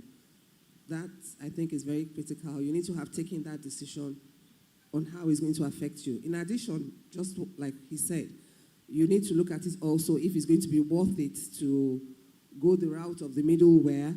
You want to do real-time online, depending on the kind of model you are running for invoicing. Do you want to do real-time online whereby the invoices are dropping with NRS as you are raising them, or you want to go the manual route where you are uploading the invoices after you have raised them for the day? You need to consider that also. Or maybe you want to use the new solution that InterSwitch has provided, which to me is very cost effective, because it's like NRS has set up the system without taking into consideration there is an additional cost burden for companies, because it's like most companies already have their invoicing system set up already. So this is like an additional cost to it. So the decision needs to be taken as to which will be best for the company before you start the implementation process, so that you are not along the line making changes and taking decisions while you are already implementing. Thank you. Thank you very much. And I think one critical thing that companies also need to consider, you may need to review your existing procedures, so that you are sure that if there are things you need to update to align with your internal control processes, right? Everything is fine. We know that it's not just NRS that is interested in your numbers. For public interest entities, right? The Federal Reporting Council is also there, and maybe any other regulator you deal with that you submit financial reporting to also, need these things, and you need to be sure that your processes, internal, documentations, and your e-invoicing are uptight. My next question will be to OSAS, and that's you interface with businesses. What challenges are they facing with compliance, or what challenges do you see them facing with late compliance? Okay, thank you, Titi. So I think, based on the engagement we've had in the last, say, 6-8 months, the corporates fall into, say, 3 broad categories. We have those who think this e-invoicing initiative would go with the current government. Oh, let's wait and see. So they're stalling a little bit, being skeptical about complying. But like Ken had said, and a couple of us have said here, it's something that's come to stay, and we believe with all these reforms, it will typically lead to revenues going higher and funds better managed. The entire nation is able to take informed decision on how best to plan. For the very small organizations who do not have systems in place, for them it's a whole lot of work, and CFOs are scrambling to say, how do we meet up? We don't have ERPs, we don't have systems. Our invoices are manual. And so they're typically devising processes where they can now manually upload some of these invoices, leveraging on some of the solutions that SIs, system integrators, or access point providers are providing in the market today. There are a couple of them. InterSwitch is one of them that's been licensed, just like the NRS has said. So those small businesses are now thinking, how do we create a pseudo process or a middleware, for example, where invoices we generate can now be uploaded on a system that helps us to transmit those invoices to the NRS. And they are now beginning to create those structures that were not there. So creating those structures is typically the challenge they face because those structures didn't exist before and they had their own way of managing invoices. For the very big ones, they are concerned about the NRS getting information real time, right? So issues around, do we create a middleware that helps us to manage information?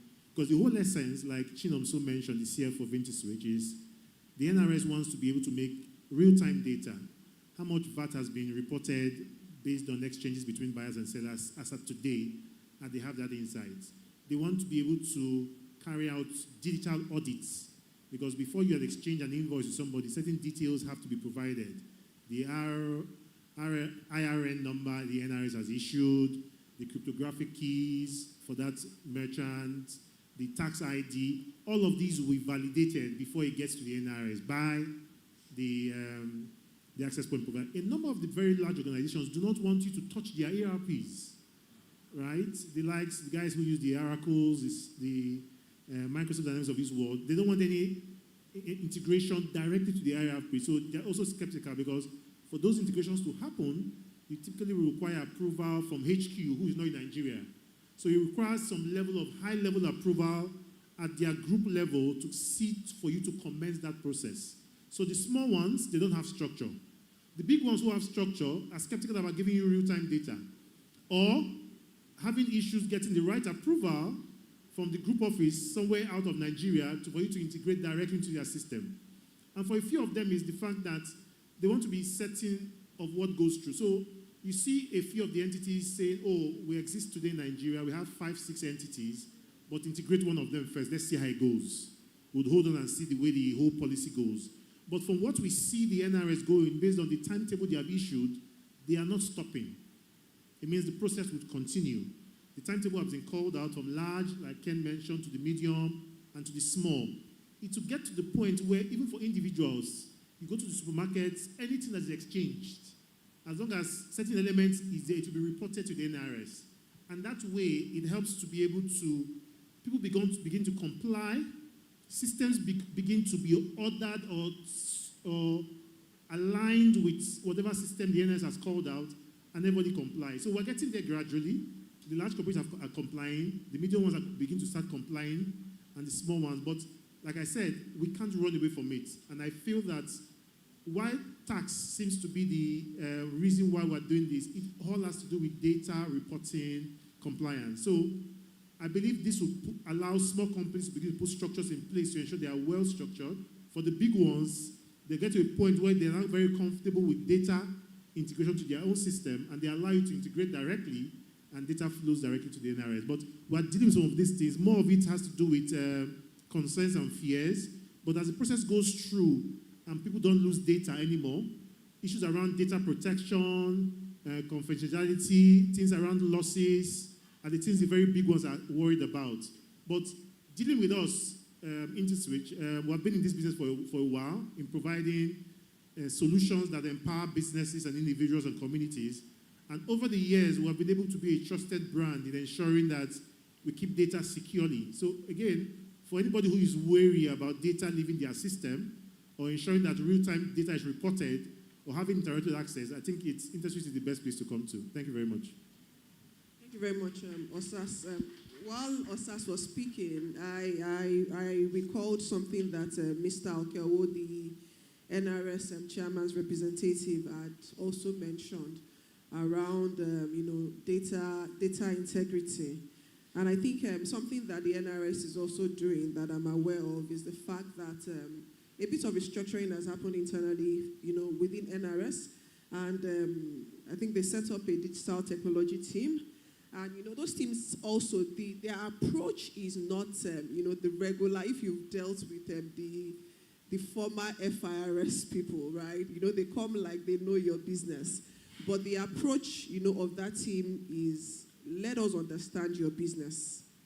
And I remember meeting the director and he was saying, oh, as your system be audited, I was like, who is auditing what? Is it the tax authority that I'm still trying to explain how I make my money to or what. But, I think this, the fact that, when the data begin to come in, I expect that, they would also be overwhelmed, and then analysis of those data would also kick in, and maybe we'll begin to have risk-based audits instead of, you having multiples of audit letters and dealing with this and dealing with that. But I think it's a nice initiative, and it's in the right direction also to make life easy for everyone.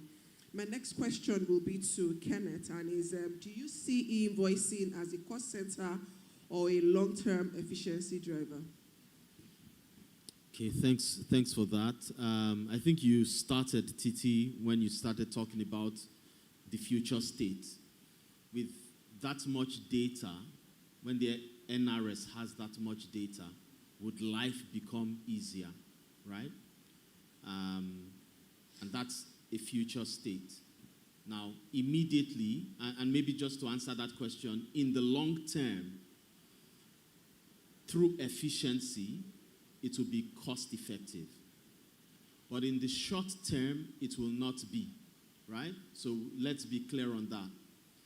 In order to implement e-invoicing, you've got to do two things: incur two costs, and a third one, which is intangible.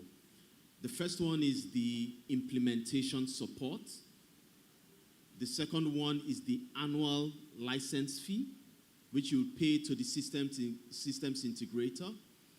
And then the third one is the human resource, which is the internal resource that you have to commit to that project to look at your own ERP, your own accounting system, and the middleware built by, say, an InterSwitch, and see how they connect. That will take their time. So those three costs are costs that did not, like Mrs. Ilori mentioned, did not exist initially, right? So it's going to be expensive, and maybe with some of the solutions that, say, an InterSwitch has come up with, try to make it pocket-friendly, but it still comes at a cost. The other thing is that once we leave there, right, they said the leopard doesn't change its stripes immediately. So NRS, even though their name has changed from FRS to NRS, suddenly does not become nice, right? So they would obviously still use their old modus operandi with regards to audits, coming multiple times. And even though things have been reported from an e-invoicing perspective, we still ask you for documentation, information, and say reconcile your financial statements to your withholding tax schedule, reconcile it to, in fact, there's now a new reconciliation that will come up, reconcile it to the invoicing information that has come through, which was why I said the reconciliation capability is very key. And like we've seen in places that have implemented it, for example, East Africa, and Martin's mentioned something that some people may have missed. If an expense on which VAT should have been charged and it was not charged, you cannot get a deduction for that expense. So there is one side of this invoicing where you're sending the information to the NRS portal. But the real ecosystem should be that it goes through the NRS portal to the counterparty you're sending the invoice to. So in the future state, invoices that have been fiscalized, that have gone through the invoicing portal will come to you, as a business as well, which therefore means that you'd have that situation where you have to reconcile your expenses to the e-invoicing system as well. So those for me are the most important costs, the implementation cost, the annual license cost, the resources, but I would say medium term, where the NRS has not fully adopted risk-based audits. We try to get them to commit and say, now that we're implementing e-invoicing and supporting our clients with e-invoicing, can we get a commitment from you that audits are going to reduce, they're going to be more efficient? They say when we get to that bridge, we'll cross it. So just for us, let us look at that advocacy that we continue to put pressure that you need to come up with a risk-based profile. If you're in South Africa, you're not audited every year. In Nigeria, every company is audited every year, and that's not ideal. For someone with good corporate governance, good risk management and all that, that is not even evading and has also adopted e-invoicing. Thank you very much, Kenneth. My next question is to Mr. Adesoya. What partners should CFOs and finance teams be looking to partner with respect to adopting e-invoicing? All right. Thank you once again. And on the backdrop of the concern that was mentioned earlier is around outsourcing the e-invoicing implementation. And as a firm, if I'm not mistaken, I think I've implemented e-invoicing for quite a number of my clients. And in the process of identifying who we partner with in terms of the APP and also the SI, you agree with me that there are quite a number of APP implementers and also SI implementers in the country. And what we did was to profile quite a number of them that have been approved by NRS. And I can confirm to you that it was very rigorous, and we engaged quite a number. And the team in InterSwitch can also confirm that we had a series of meetings to ensure that we are not making mistakes. Like I mentioned earlier, in terms of the checkbox that we have identified, the security of my client's information, very critical. The cost, also very critical. The expertise of InterSwitch vis-a-vis other APP providers and also SI providers. So this was our final conclusion, and what I will also be recommending in this gathering, that from the APP side of e-invoicing implementation, please look no elsewhere, choose InterSwitch. For the SI side of implementation of e-invoicing on the side of the SI, please look no elsewhere, choose InterSwitch. Thank you. Please clap for him. Thank you very much, sir. That's how many seconds of marketing video? Do you know how much it would have cost us if we were to pay him for that? Thank you very much, sir. So the last question for this panel, right? I will take that, and is what are the regulatory expectations for large and mid-sized organizations, timelines, and early adoption considerations? It is expected that large organizations should have complied before now. I'm aware, right, speaking to colleagues in the industry, that some have actually not integrated, and it's because also whether their team in another country is trying to build without being aware of the regulatory requirements within Nigeria. So it's taking them a bit of some time. Some said they've written to NRS, but we know that you can write. If it's taking so long, NRS would come and find you, in future. So for mid-sized, organizations and emerging organizations, even though the NRS has issued timelines, my recommendation would be there is no harm in early adoption. Early adoption gives you room to tweak things. Early adoption gives you room to, sit down and review your system, internal controls, to ensure that things are done properly. With early adoption, even if you transmit, because it's not yet within your timeline, you can make quick adjustments, right, to what has been uploaded. So there is no better time than for organizations that are yet to comply with e-invoicing to start now.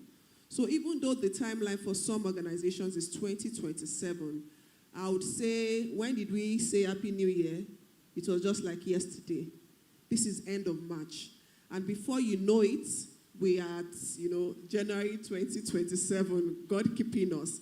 And the timeline is just there, and we are running helter-skelter. So the time for adoption and implementation, to key into the e-invoicing is now.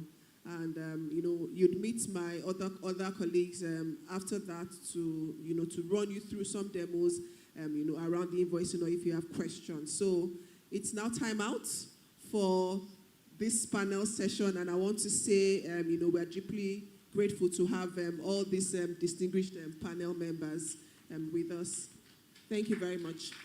So before they leave, we'll just take 2 questions from the audience. So let me follow the trick of the MC.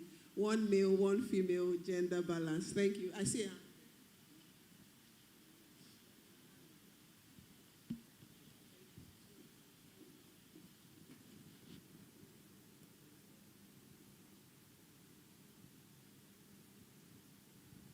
Good afternoon, everybody.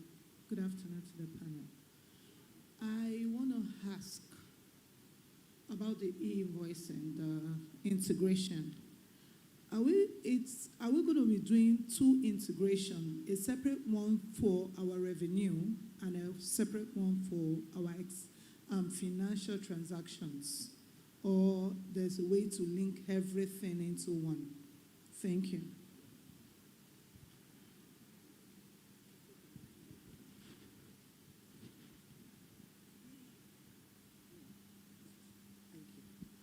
The e-invoicing is for your revenue invoices alone. It's not for your payments out. It's for those you invoice who pay you. That's what it's meant for. For your customers, your clients. So your question about needing a separate integration. So you need only one integration, depending on the system you are running. You may not even do any integration at all. You can use the InterSwitch middleware, and you just send your invoices to NRS. But it's only for your customers. It's not for your contractors. So how will VAT inputs be captured? Your contractors will also submit their own invoices. The invoices they issue to you. And I think there is also a common unique identifier, which is the ID that speaks to both. So as your contractor is uploading your invoice on their own on the portal, then you are also uploading same. Then there is a common denominator that the portal identifies. Thank you. Okay, so let me also answer what the future state will be, because right now the only requirement, and it will also be the same requirement in the future, is for you to fiscalize the invoices you're sending out, right? And like they mentioned, there's a tax ID. That tax ID identifies, who your own ID, and it gets to that customer and they pay, right? What they want to, what it would evolve to is something called the 5-corner model. That 5-corner model is there's a systems integrator, an APP, NRS portal, then it goes back to an APP, and then a systems integrator. That way, in the future state, the invoice, the fiscalized invoice with the QR code or the IRN number will get to your customer directly, right? So while you fiscalized it sending out, it is received on the other side, fiscalized coming in, if you see what I mean. So in that way, when it is fully implemented, your input VAT can actually be tracked. So it's actually a good question. Because government will want to be able to confirm the refunds that you're applying for, whether you got charged VAT through that fiscal system. So it's a future state thing. It's not a requirement now, so don't bother your head too much. As it's phased, they will continue to announce and keep you appraised of progress. All right. So my question borders around an invoice that have already been uploaded, and for that particular transaction, you have a return goods. Definitely, you have to do a refund. So you already uploaded such an invoice through the fiscal digital process. So how do you handle such? And I also like the panelists to also advise on the consequence of not complying to this regulation. Because I know Chapter 4 of the NCAA defined 200,000 penalty and 100% of that tax due with, I think, MPR interest rates. So it's also, You've answered the question. so I think it's good to hear from you. Thank you. Thank you very much. He just wants to hear it in your voice. Oh, yeah. Yeah. So for what do you call those things? Rebates and refunds, where you issuing a credit note. So they've come up with something. Unfortunately, the system doesn't take negative figures, but you can tag it as a credit note. That's the only way to reverse that transaction. But once you've issued a credit note and you've tagged it as such, obviously, if the tax authorities have a problem with it, they would ask you a question during an audit. But that's the way to do it. So for normal supplies, there are codes, there are specific codes.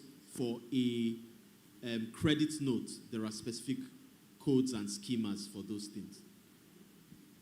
So, and I think for the last part of,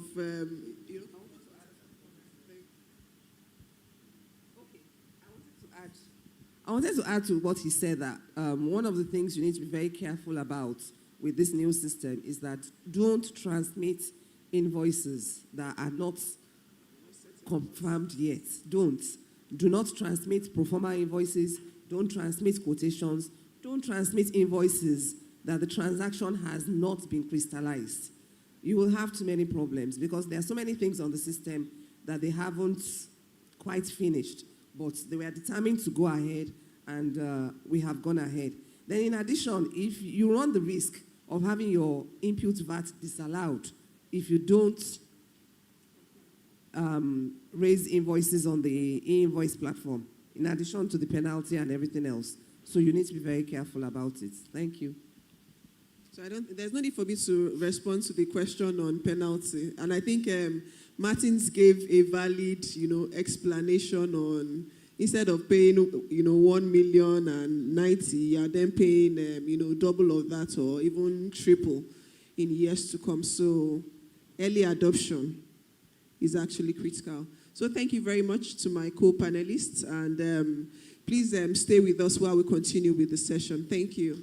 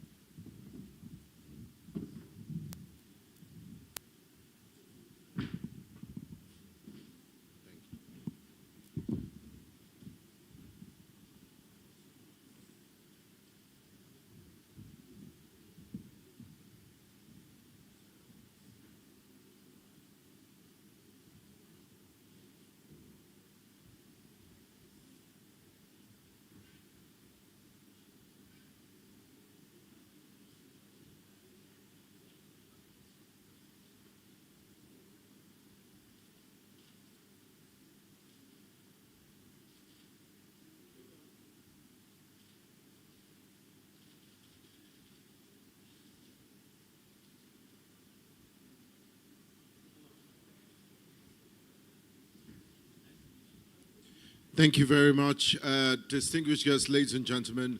Let's put our hands together for the moderator of that insightful session, Titilayo Akishe, Divisional Head Tax Management at InterSwitch, and all the members of that panel. I'm sure you learned quite a lot.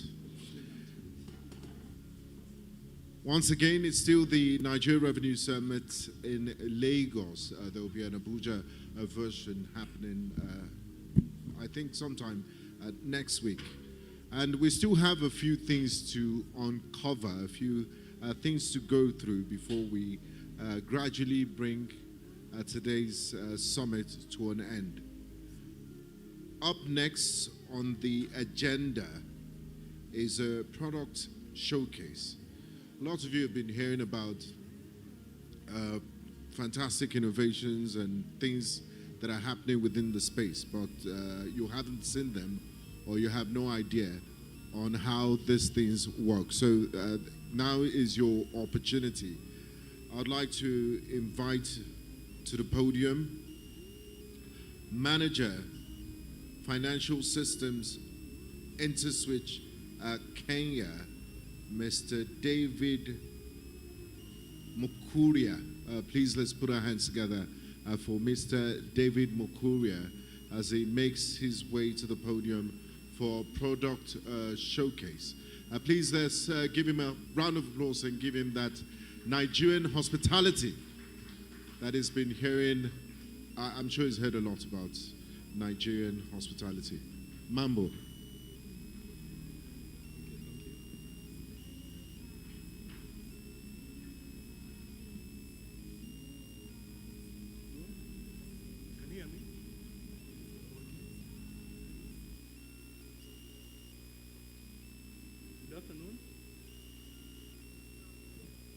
Good afternoon. I hope you're well. Yeah. Okay, that's me.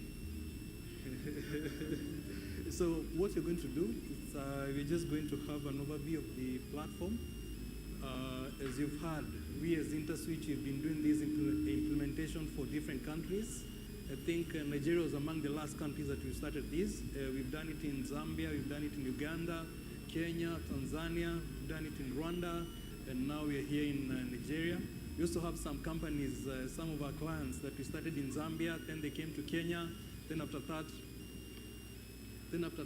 we did the implementation for them in Nigeria. So,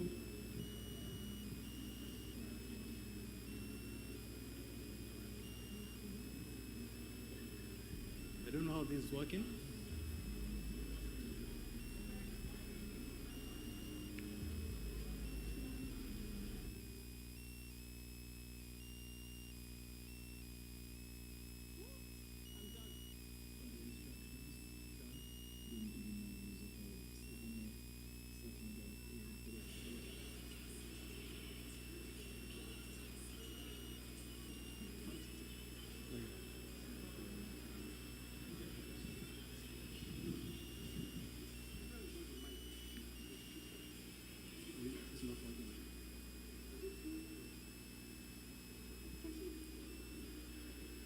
Okay.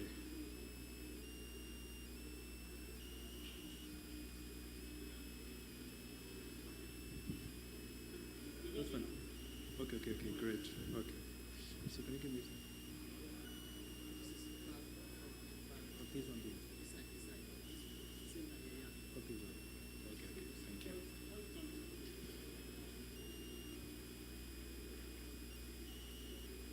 Okay, I think that's fine.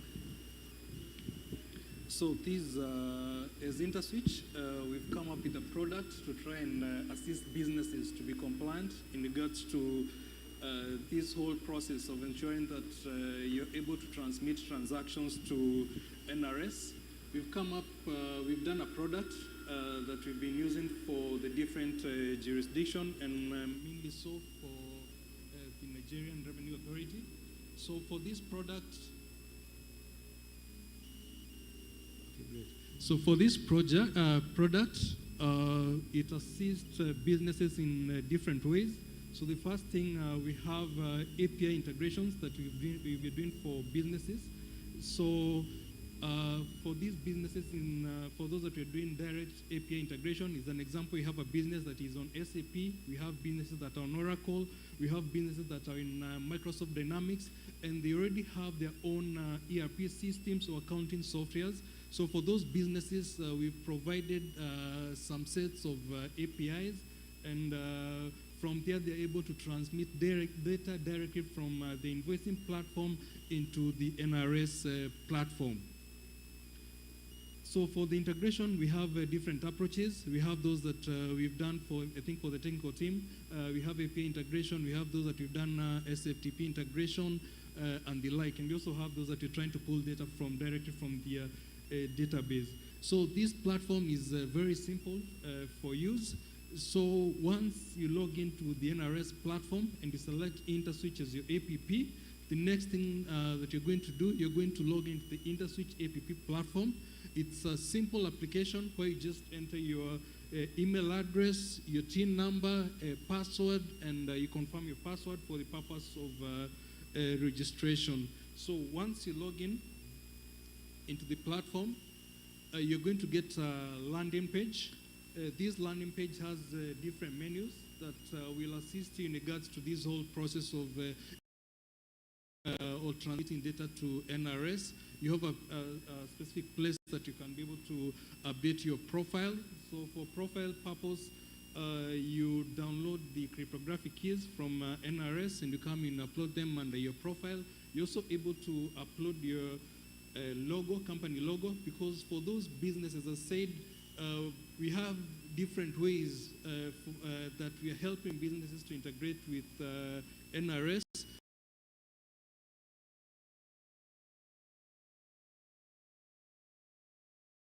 They upload the invoices directly. So for direct invoice upload, we have an option of doing Excel upload, or even coming to the platform and creating the invoices manually. So from this platform, as you can see, we have the different menus. So from the profile, that's how you manage your own profile as a business, where you enter your address details, your logo, the cryptographic keys, and the like that are required for the purpose of integrating or transmitting data to NRS. So the other bit there, I think we still have an old name. It's FRS resources. Those are just a list of resources that NRS has provided to businesses. An example, we have different service codes and product codes.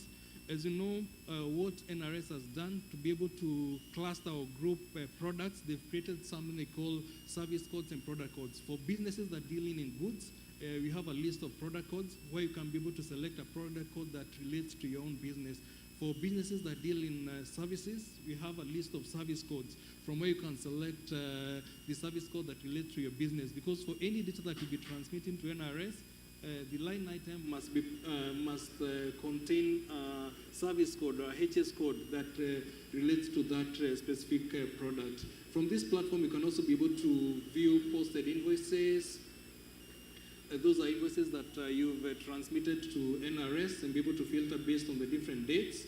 We also have a portion here that we call in purchase invoices. As you've heard from some of our panelists,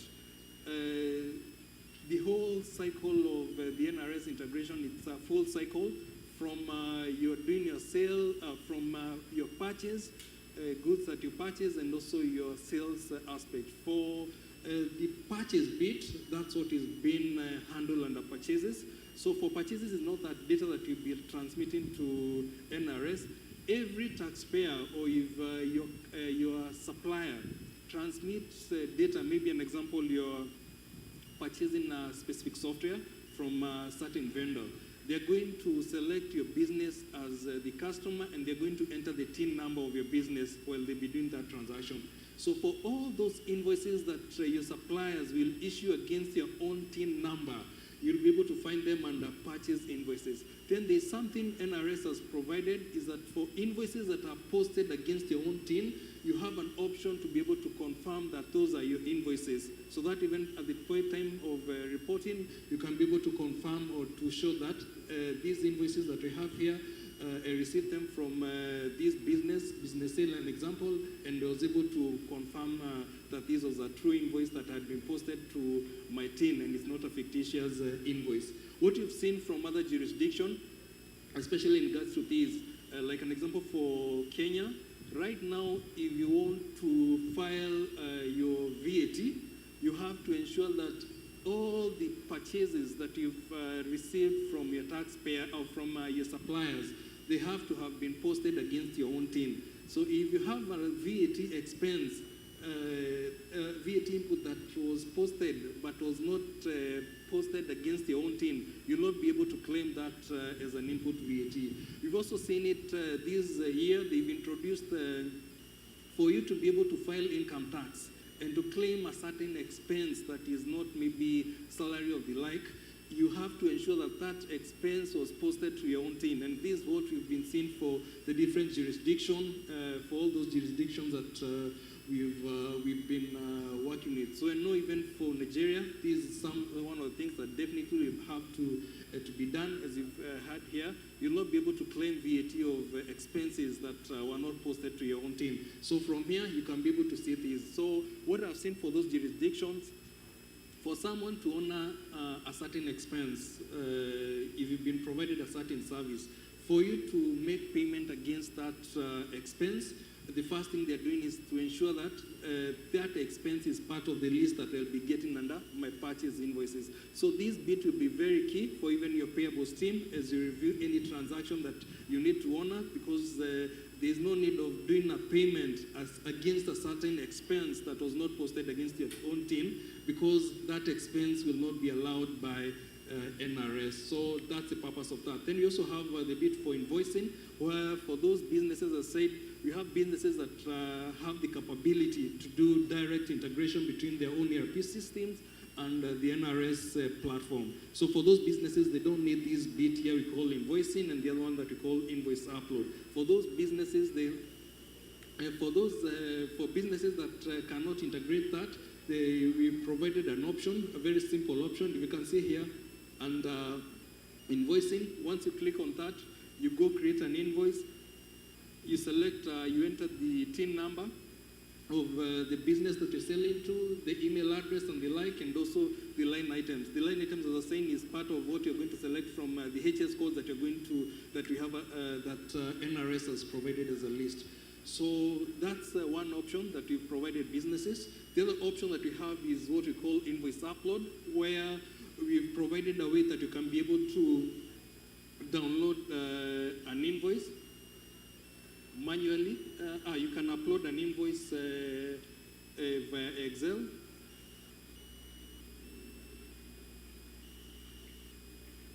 Just a minute.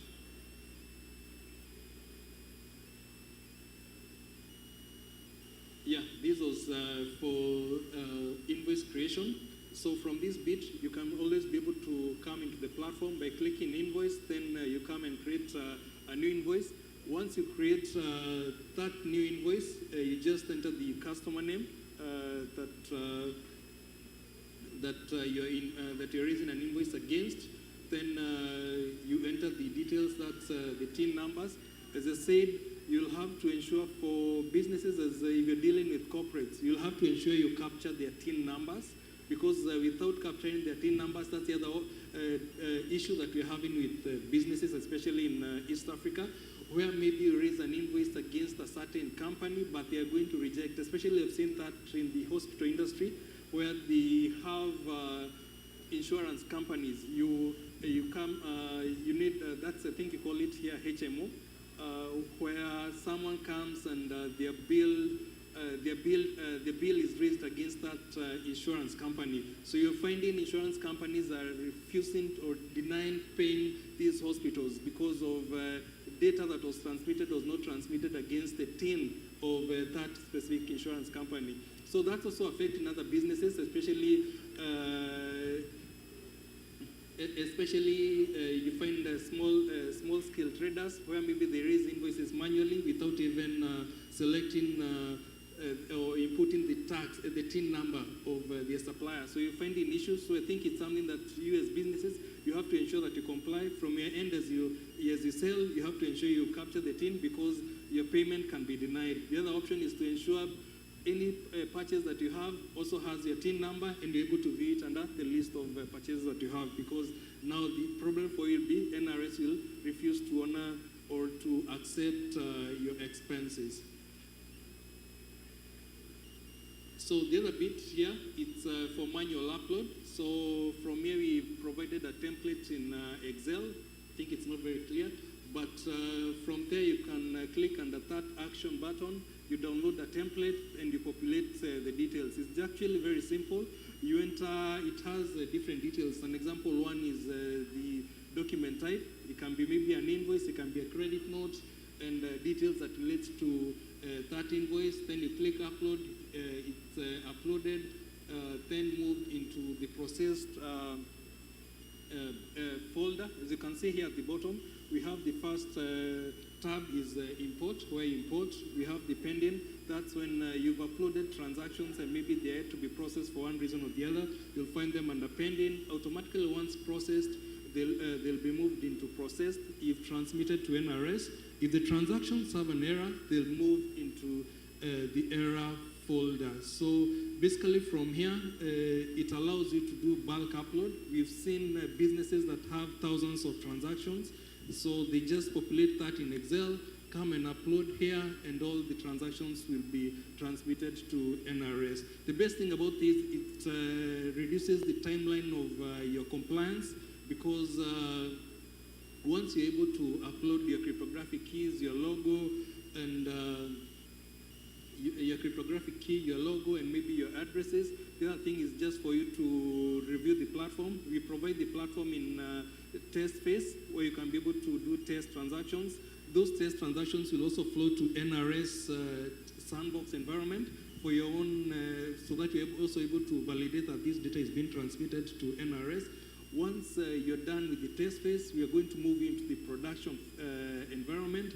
And now from production, any transaction or upload that you do from here will be transmitted directly to NRS. So basically the platform is very simple, user-friendly, and it will reduce the timeline for your compliance, because this will just take maybe a day or two for you to be able to be compliant.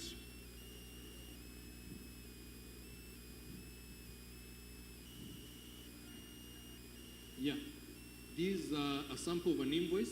So once you upload an invoice, you upload your invoices, regardless whether they're in thousands, you can be able to come into our platform and download a PDF printout of an invoice that you can issue to your customers. The PDF has different details. It will have your customer data. It will have your logo. That's the purpose of having the logo there at the top. Your company name. It also has the type, whether it's a tax invoice or it's a credit note. The breakdown of the lines, that's inclusive of the HS code, the description, and at the bottom you can be able to see the VAT analysis. Whether what you imported as VAT exempt, you'll have a summation of all transactions that are VAT exempt.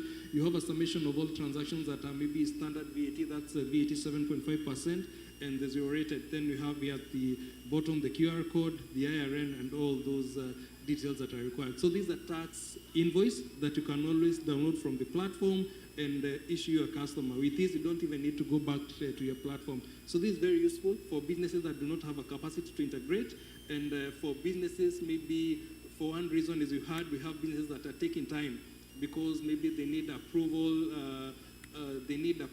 Maybe in regards to integration from the HQ, which might not be in Nigeria. So this, it's a shorter way for compliance as you work on how you can be able to do direct integration between your ERP platform and the NRS platform. So these are part of the details that we have in the invoice.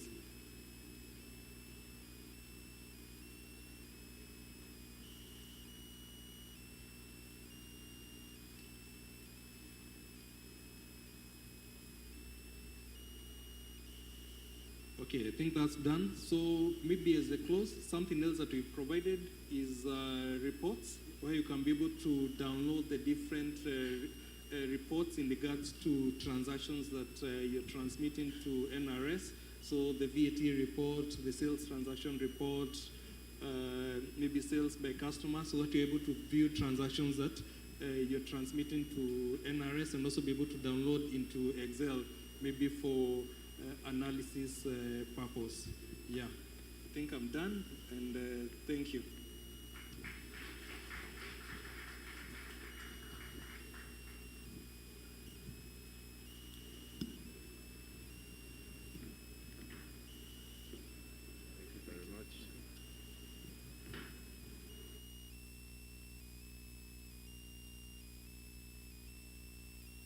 Thank you very much. And as they say in Kenya, Asante, Mr. David Mukaria, Manager, Financial Systems, InterSwitch Kenya, who presented the InterSwitch e-invoicing solutions.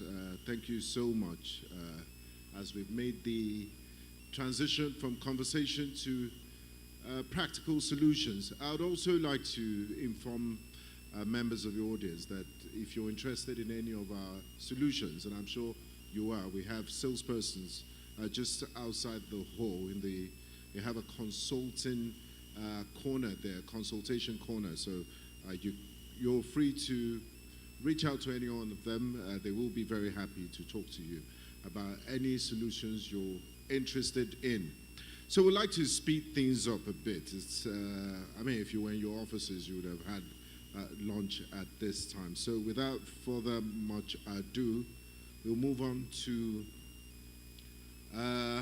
the next agenda, which is testimonials. We're not just, sometimes it's good to toot your own horn and also listen to people that have tried, tested, and trusted your solutions. Having said that, I would like to invite the Executive Director and Partner at PML Professional Services, Mr. Adiola Adesoya. Please let's put our hands together for him as he gives a testimony on InterSwitch e-invoicing solution. InterSwitch e-invoicing solutions. Please let's put our hands together for him once again. Thank you.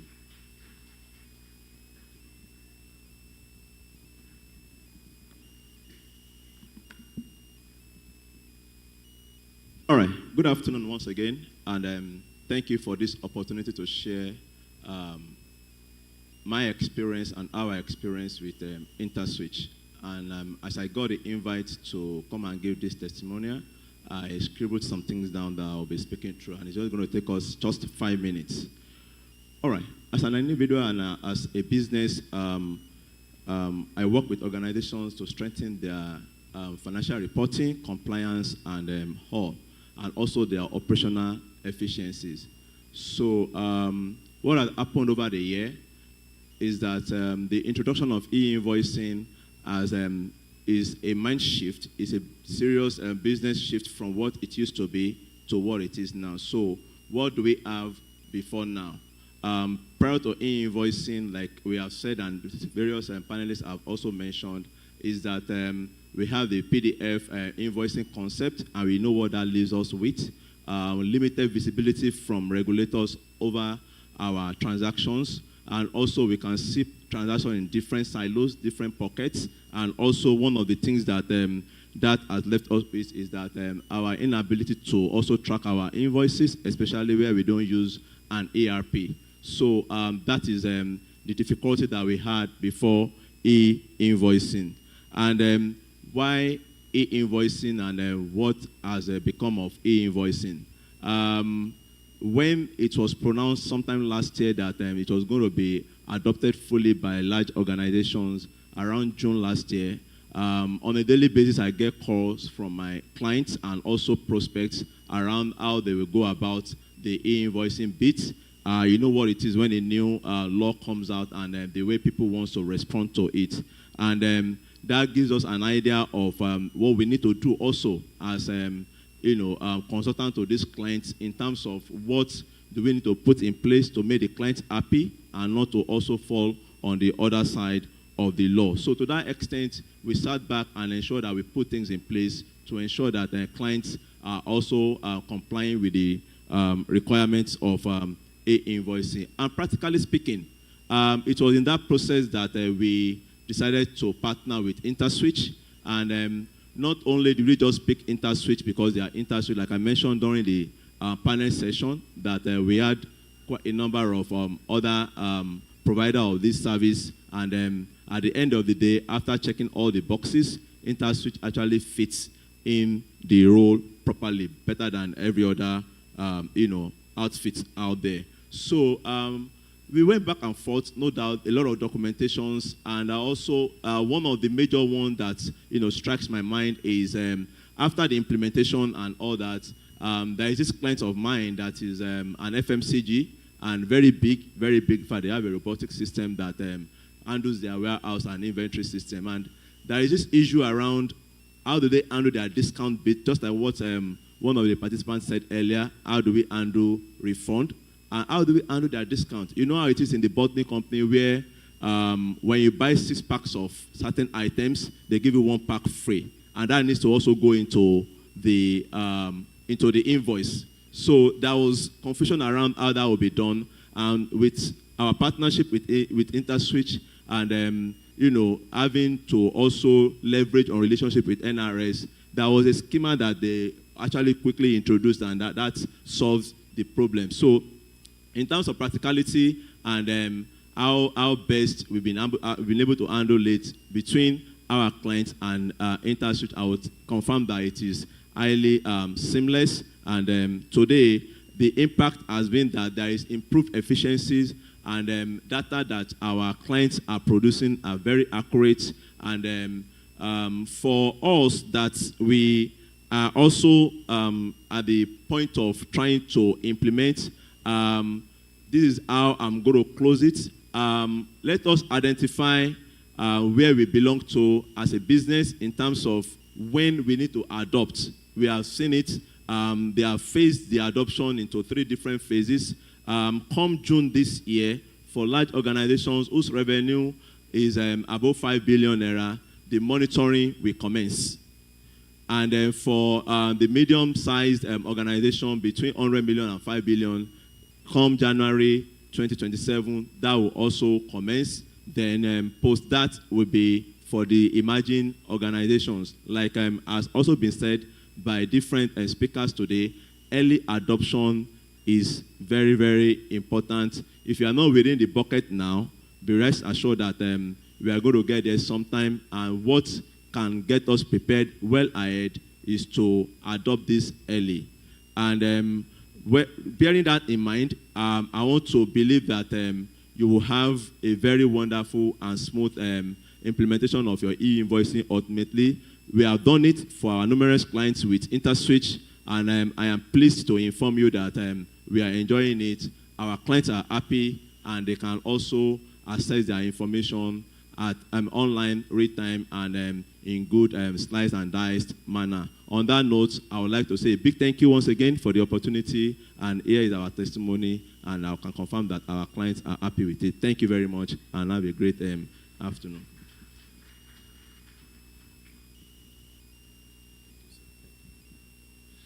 Thank you very much. Please, let's put our hands together for Mr. Adeola Adesonya,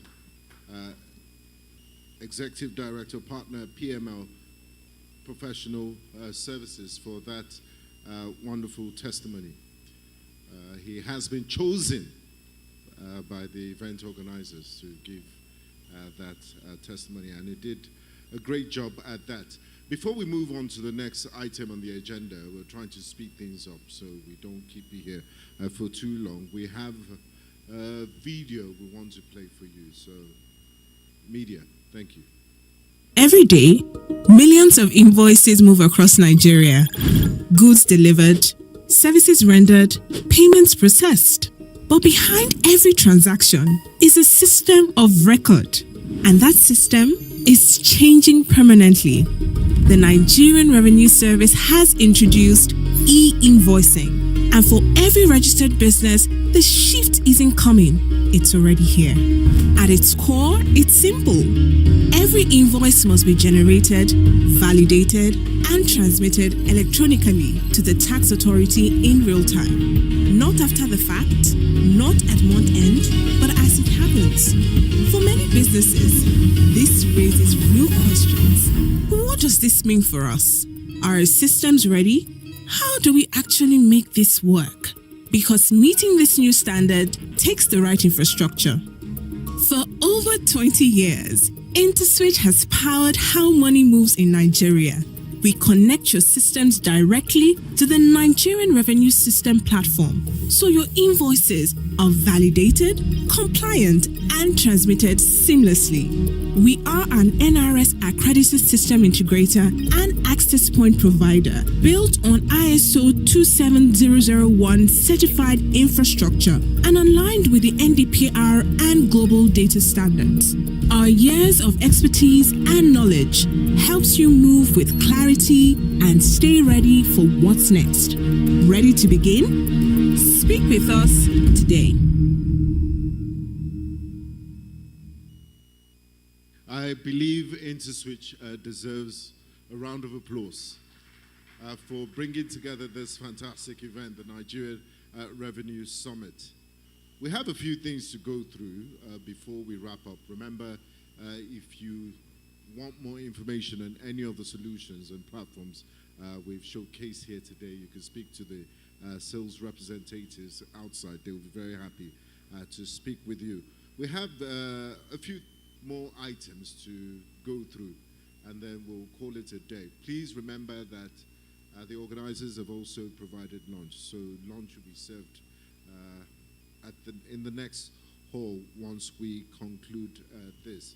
The organizers have been very kind to provide breakfast and lunch, but I have bad news for you. They won't be providing dinner, unfortunately. So you will have to eat dinner in your at home.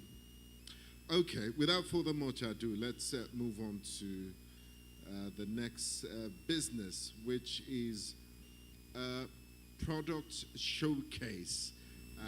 We expand into holistic financial management solutions, and to help us do this will be the business development manager at InterSwitch, who will showcase InterSwitch Corporate 360.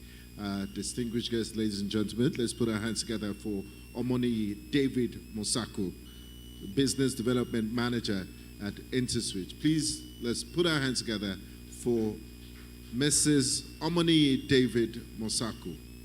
Thank you. You could do better, please. I know you've not had lunch. Thank you. And if you clap harder, we might just provide dinner. Thank you. Good afternoon, everyone. Good afternoon, everyone. Good afternoon. Yes, so lunch will be served after. My name is Omoni, and I'm the business development manager for the InterSwitch Corporate 360. And yes, sorry.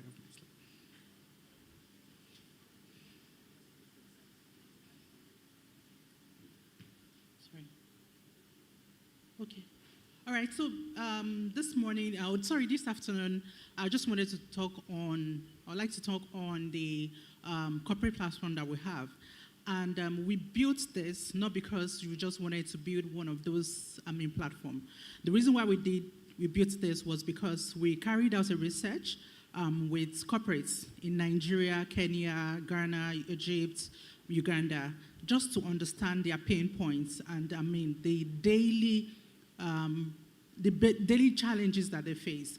And what we did was, when we got when we did the research and we got the different feedback from the corporates, we then built ISO 360. And this is basically around payments, around collections, around especially tax payments that we've been discussing since morning. Right, so I've talked about the problem, and this is what the IC 360 looks like. It's a self-served portal, and we have two parts to channel to customers. So you could go to the website, corporate360.interswitchgroup.com, or you could also speak with us for the enterprise resource planning tools that you have. So for us, one of the things on how we are solving your problem concerning tax payments is that we've been able to segment taxes in terms of payments. So when you go to the site, you could check for the federal government's taxes, which is the FIRS. And we know that a lot of people pay taxes, state taxes, right? So we have some persons that pay for more than one state. We've also been able to segment that, and we have integrations to about 30 states in Nigeria. And some of them are also still coming on board. Thank you. And then we've also done some integration with some local governments where you can also pay taxes. And one of the things I would also talk about is for We have consultants, people that pay on behalf of customers. So we know a lot of people pay on behalf of corporates, individuals, yes. And we've also built, their feedback into what we have today.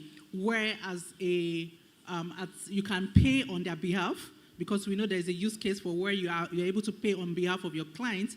And you could also help the client with all the processing and let the client do the final payments. So that has also been considered into the tax payments. And the next one is also the bulk. So this is also speaking about where you want to pay for more than one state at once. So today, or sometimes you get to like upload one after the other and have to pay individually. But what we've done is that digitally, you could actually pay bulk taxes. So it doesn't have to even be one state. It can be different states, cuts across all states.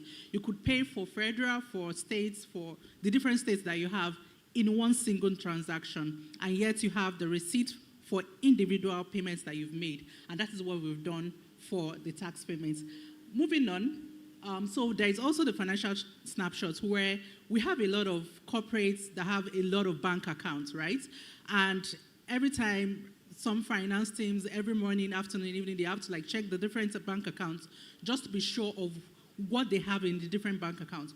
And what we've done is that we've been able to provide a platform feature on the IC360 where you don't have to log into each of your bank apps. All you need to do is for you to just log in here, and then you can view all your balances across the banks, right? So there's an initial onboarding on that, but you'll be able to view all your balances. You'll also be able to view your statements as well. So this helps with reconciliation. It helps with you being informed. We've talked about staying informed and having access to data and even knowing what exactly you have. So with this, you have access to all your bank balances, and you can also make informed decisions concerning whatever transactions you need to make. Then we have the collections reporting, and this is also talking about what we have today at InterSwitch. So today we have a collections platform, also known as PayDirect, where you are able to collect from your customers through different channels. So you can collect via the digital web, which is a quick teller. You can collect via the bank branches. You can collect via agents. And you can also collect via the web channel as well. So this gives you access to the report of all your collecting points. So, for example, you've collected in Kaduna from an agent, that's the InterSwitch Financial Inclusion Service agent, and you can also view those reports. You can view the transactions. Same with if someone has made a web payment on maybe via another platform or even a direct bank payments via any other bank within any other state. You could view every other thing. So it helps to consolidate all your reporting or your collections reporting. And then we have the user control management. And I would like to also talk about this because we know with corporates, there is a lot of corporates have different policies. So some corporates may say, yes, I just need 2 people to review this transaction, and then we can pay. Some other corporates would say they have like 10 different controls in place where it goes through 10 users for them to make a final approval. So what we've done is we've made it so intuitive enough that you could you could have more than one, it could be 5, it could be 10 of your team having to approve or review. Also, some persons don't get to see what you don't want them to see. For example, you have someone whose access is to view or to update or to add new users. They don't have any business seeing how much is in your bank statement. So we are able to control that using the access management, the user control management.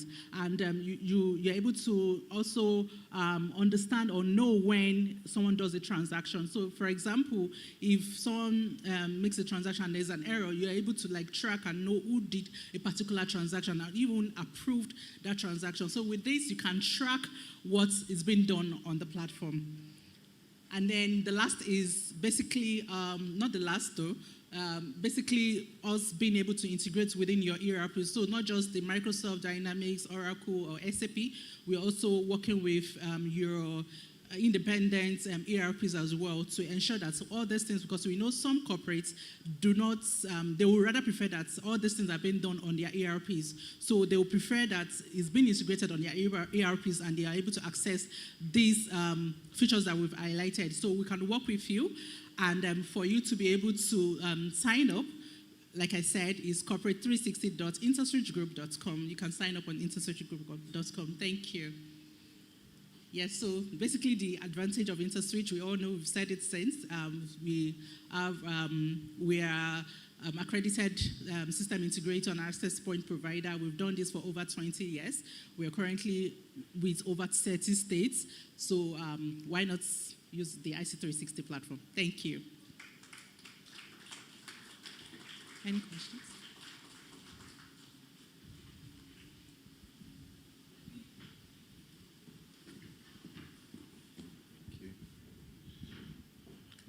Thank you very much, distinguished guests, ladies and gentlemen.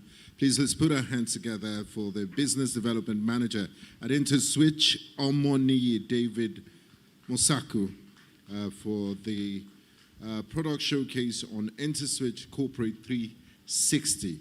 Remember, if you're interested in any one of those solutions that have been showcased here today, you can speak to the sales representatives outside, and they will be very happy to answer all your questions.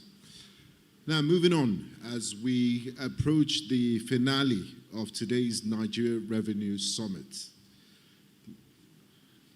we now move to one of the most practical sessions, to a fireside chat. The topic of discussion is operationalizing e-invoicing, how system integrators, access point providers, and partners are creating seamless solutions. They would moderate, there will be a moderator, and maybe possibly would make room for audience engagement and take a few questions after the discussion. To moderate this panel would be, I would like to invite okay, are we done? He's no stranger, you met him earlier. He was part of that fantastic panel session that we had earlier. I mean, everyone in this fireside chat is no stranger to all of you here today. They've spoken at one point or the other, and they'll be discussing the topic, operationalizing e-invoicing, how system integrators, access point providers, and partners are creating similar solutions. I would like to invite Mr. Osas Ato Egbe from InterSwitch to come on stage, please, as he will be moderating this session. Up next is David Mukuria of InterSwitch Kenya. Please, let's put our hands together for David Mukuria. Karibu, Mr. Mukuria. I would also have, last but not the least, MD/CEO AGL Consulting, Mr. Adekunle Lawal. Please, let's put our hands together for Mr. Adekunle Lawal. Oh, this is the first time he will be stepping on stage today. So please, let's give him a resounding round of applause. Thank you. I'll yield the microphone to Mr. Osas, and then we'll proceed with the fireside chat. Thank you. Okay, thank you very much, ladies and gentlemen. And I'll crave your indulgence to join us as we try to typically just break it down, what the e-invoice initiative means. I'm the one standing between you and lunch, so I'll try as much as possible to be as brief and concise as possible in going through the session. I know a lot has been said around the e-invoicing initiative and how the various players, because listening to the various speakers speak, we hear things like system integrators, access point providers, APP, SI, and to an average business, the question would be, what do we need to do to be ready? what does operationalizing this initiative mean? And what does it look like for a business in a normal work day? What typically does this initiative mean to a business who's really wanting to start? And what typically do they need to put in place to be ready for this service? So I'll start with my colleague David. And I know this service has been operational in Kenya for a while, and you have also been part of making this initiative come to life in Nigeria. So a business now wanting to start this initiative, what typically do they need to do to put this in place, and what does operationalize this service mean? Okay, thank you, Sas. Thank you, Sas. First, as I would say, for Nigeria, for you to be compliant, they've created two different entities that will help you in regards to compliance. We have one that we call the system integrator. That's what is also named as SI. The main purpose is to customize or modify your platform so that it's able to transmit data to NRS. So basically, they do the groundwork for you as a taxpayer to ensure that you're able to transmit data, either by customizing your platform or providing a middleware that will help you transmit that data. The other party that we have is the access point provider, or the APP. The purpose is to provide a gateway for you to be able to transmit data to NRS and also to receive transactions that are being posted against their own team by your suppliers. So basically, they provide a list of APIs and ensuring that they're able to communicate between the different APP platforms and the SI. So for you as a taxpayer, for you to be compliant, the first thing that you need to do, you need to have both an SI and an APP. You can also be your own SI, where you do, if you have internal capacity to do your own integration. But for APP, you have to ensure that you select an APP from the list of APPs on the NRS platform. So you as a business, the first thing, you log into NRS site, the invoicing site. You register your business, you enter the details that relates to your business, and also select your preferred APP provider. After that, you'll be redirected. An example, if you select InterSwitch, you'll be redirected to select, to register and input your details under the InterSwitch APP platform, from where you can start consuming InterSwitch services for the purpose of ensuring that you're able to transmit data to NRS. Thank you very much. Well, David, thank you for breaking that step down. The things I gleaned from the things you said were the fact that there are two key roles that play a role in making this dream come to life. One of them is the system integrator. The other is the access point provider. And we have a list of accredited players in this space, of which InterSwitch is one of them. It's for you to particularly engage them, to put your ERP in the right frame to be able to exchange information.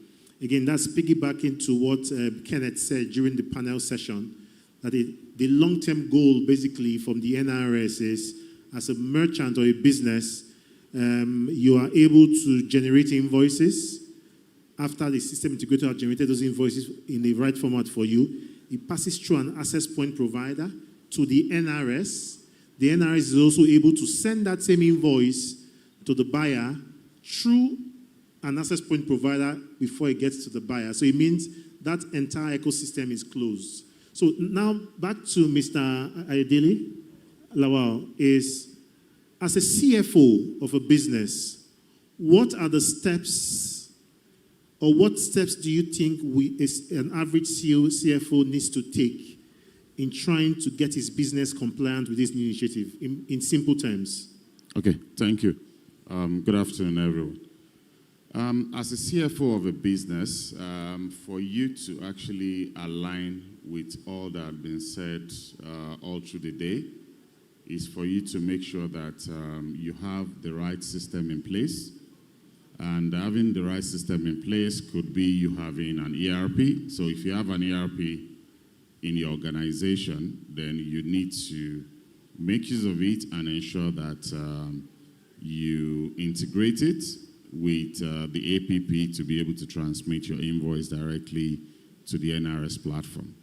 And for those that doesn't have an ERP in place, a lot has been said around that. You could also be able to do an upload of your invoices using Excel, because the fiscalization is not just about compliance, but it is compliance in motion. And what that means is for every transaction that happens on a daily basis, as the CFO, you must ensure that you transmit all those invoices to the NRS platform so that you don't get caught in the other side of the law.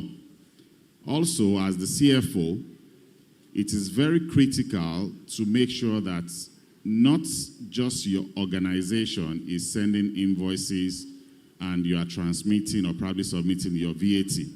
It is very important that your vendor are also doing the same thing.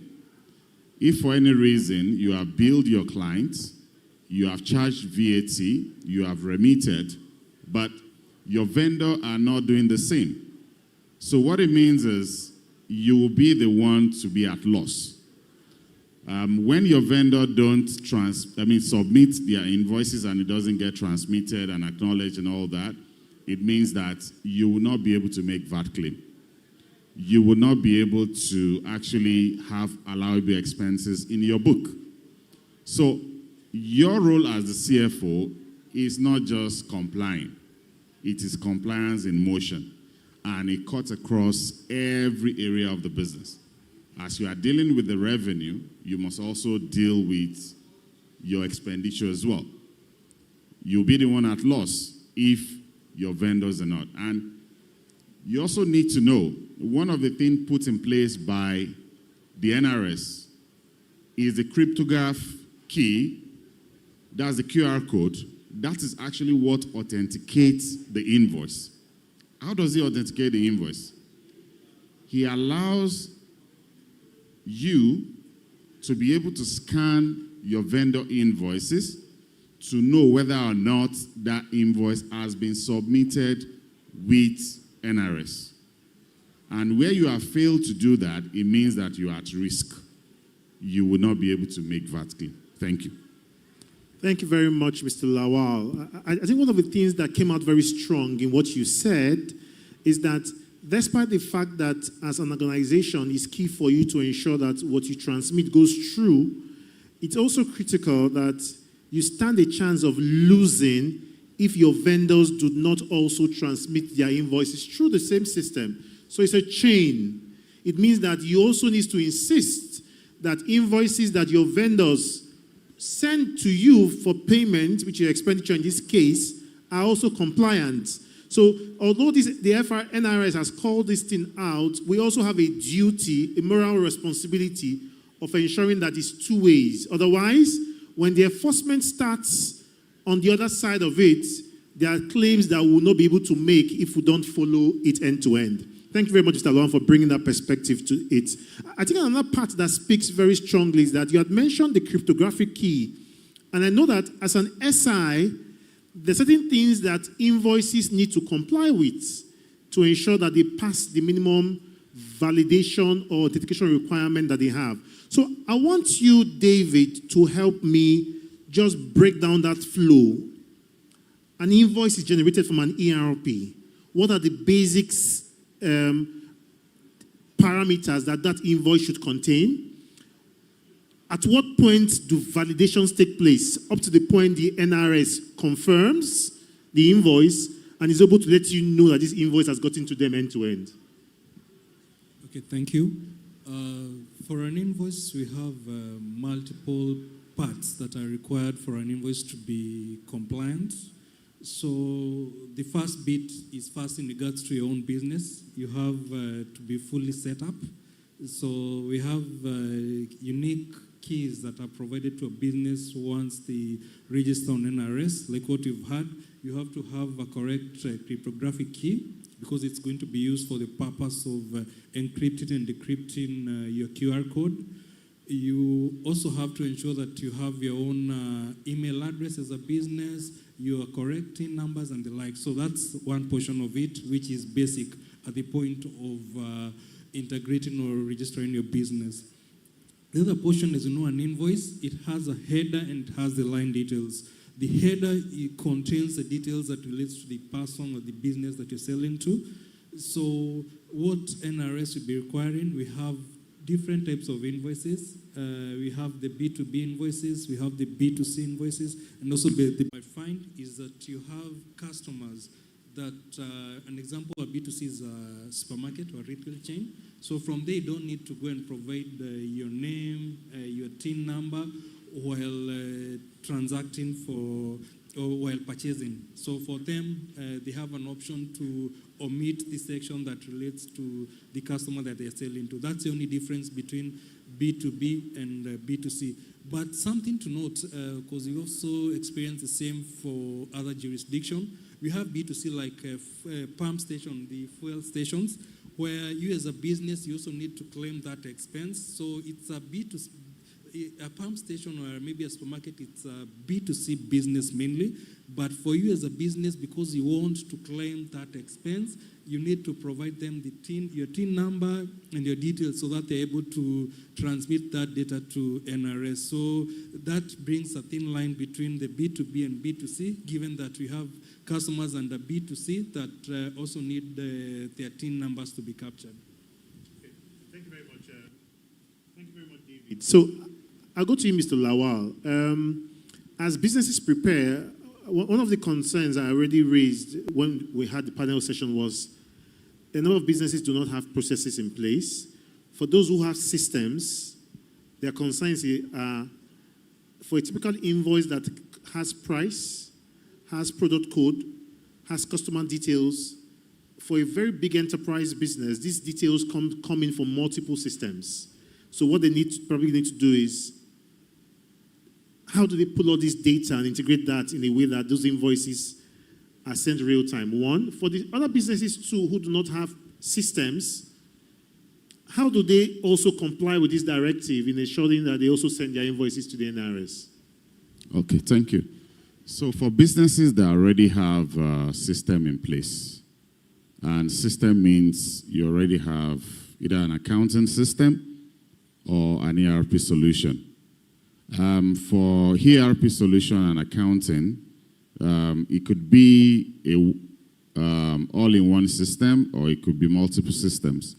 If you have CRM that has all the information of the customer details, their email addresses and all that, all they will need to do is ask for all the customers to update their record, because part of the process is for you to do a lot of data cleansing and all that. Make sure you don't have duplicated records in your system. Make sure all your customers have TIN numbers and they have email addresses and all that. We've said a lot around that transmission at the end of the day. How would you get invoice if there's no email? So you must make sure you have all that. So for organizations that already have all that in place, it's very easy. All they would need to do is to have the integration. And integrating would require SI to be able to connect the two systems. We've been talking about API, which is an application program interface. It's just like a messenger that you would send to be able to communicate between two different systems, so for data exchange. So with the API, you are able to fetch data when those transactions happens real time on the ERP system, and be able to take all those invoices and with all the necessary details that we have been talking about, whether it is the customer name, their TIN number, their product prices, quantity, the total, whether it is a VATable item, whether it is not VATable, and all of that. All of these will be collected and also mapped to the HSE code, because that is very important. So whether it's the HSE code covers for both products and the services, because you need to map all what you do within the organization. When you map all that, all those data will be fetched from your ERP system. If you have one in place, then they will be sent directly through the APP. So InterSwitch, one of the APP, allows you through their platform, which is ISO certified, to be able to ensure that your data, data integrity and a whole lot around the infrastructure, then it gets transmitted to the NRS portal with all the necessary information. It gets processed within seconds and returned back to you. Your IRN number, which David has talked about, your crypto code, which is the QR, and that's, if you can scan that with MB360 app of NRS to be able to know whether or not it's authentic. And when it is authentic, it shows you the IRN number, the details and all that, which means they already have a record. That record will automatically sit with your organization on NRS portal as invoices that you have transmitted. On NRS portal also, you have the ones that you have received, which means if your vendor also makes submission, their APP collects, transmits, then it will also be sent through their own APP to also queue on your portal as invoices received, which helps you with reconciliation and what you need to pay at the end of the day. So you must make sure you have all that. So anyone that already has system, this runs through just the same way I've explained it.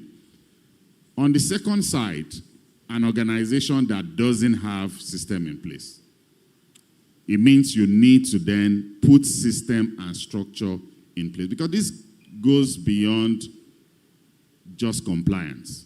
We have talked a lot about things. Yes, temporarily, you can do upload on the portal, like David showed earlier. You can use Excel to do upload and all that. But you will still do yourself the service if you don't have the structure and the system in place.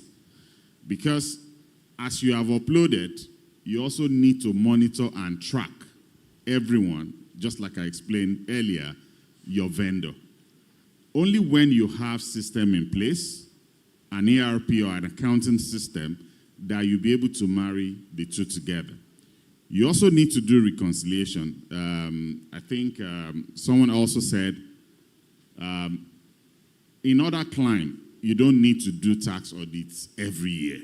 But in Nigeria, you have to.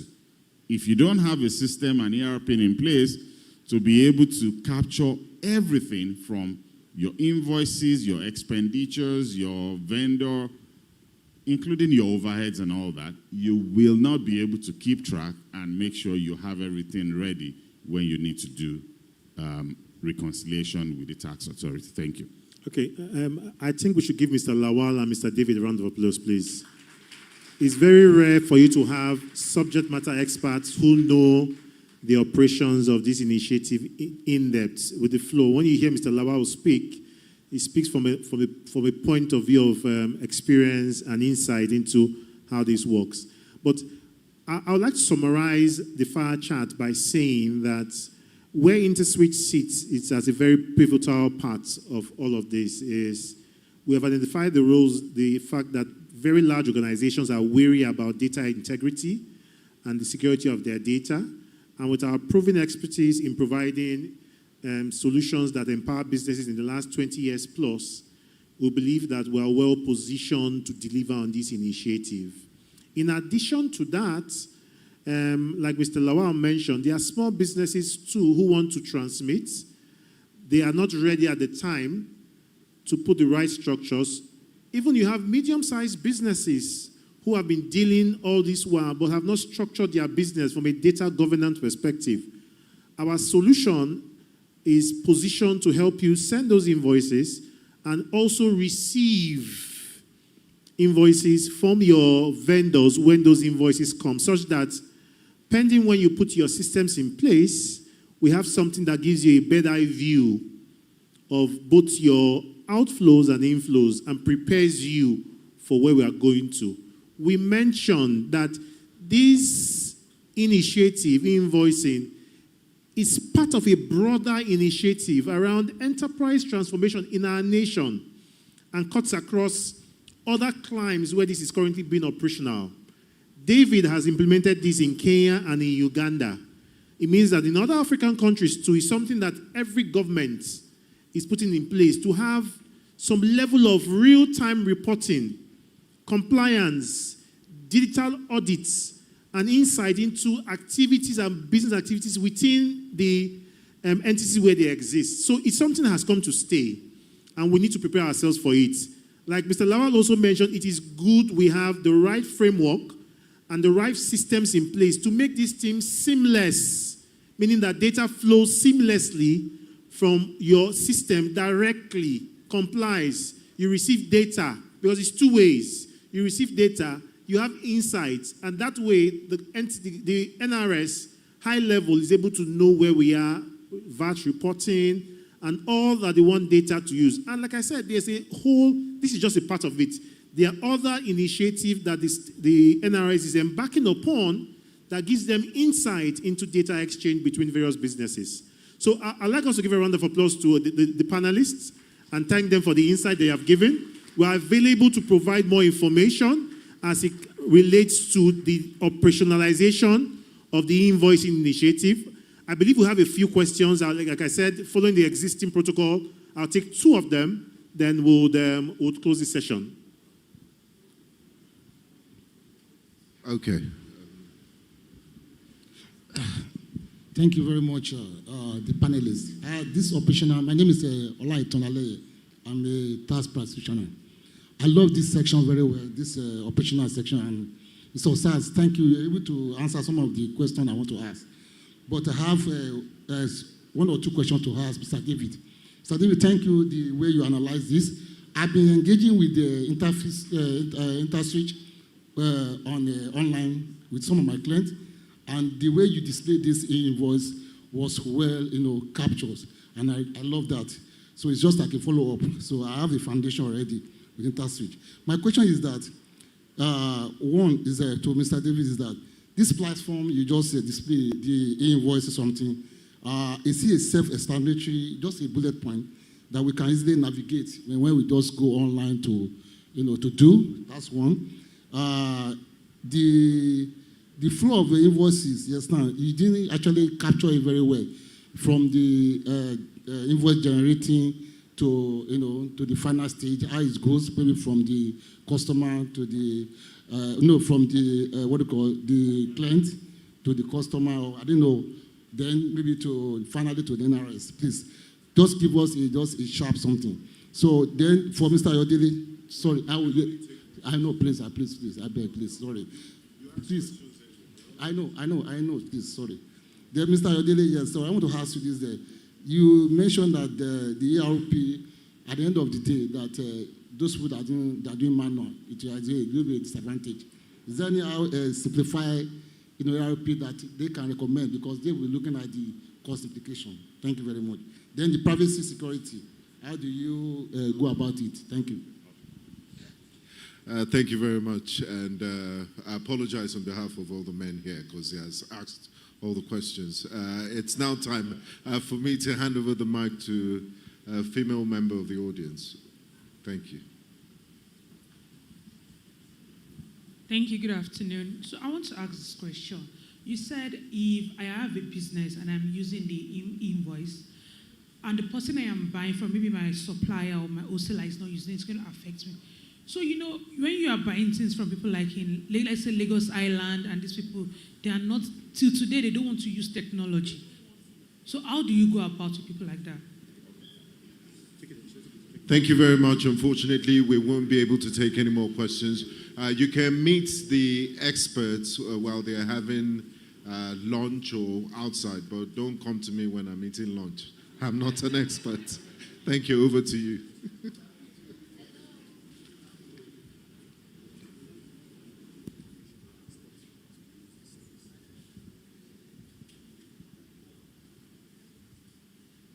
Okay, thank you. Now, the first thing in regards to using our service, the manual upload, the process is simple and it's easy to use, because the first thing, once you log in, as I said, once you register on the InterSwitch platform, that's after registering on the NRS platform. So if you was to give from the start, you first have to register on the NRS platform.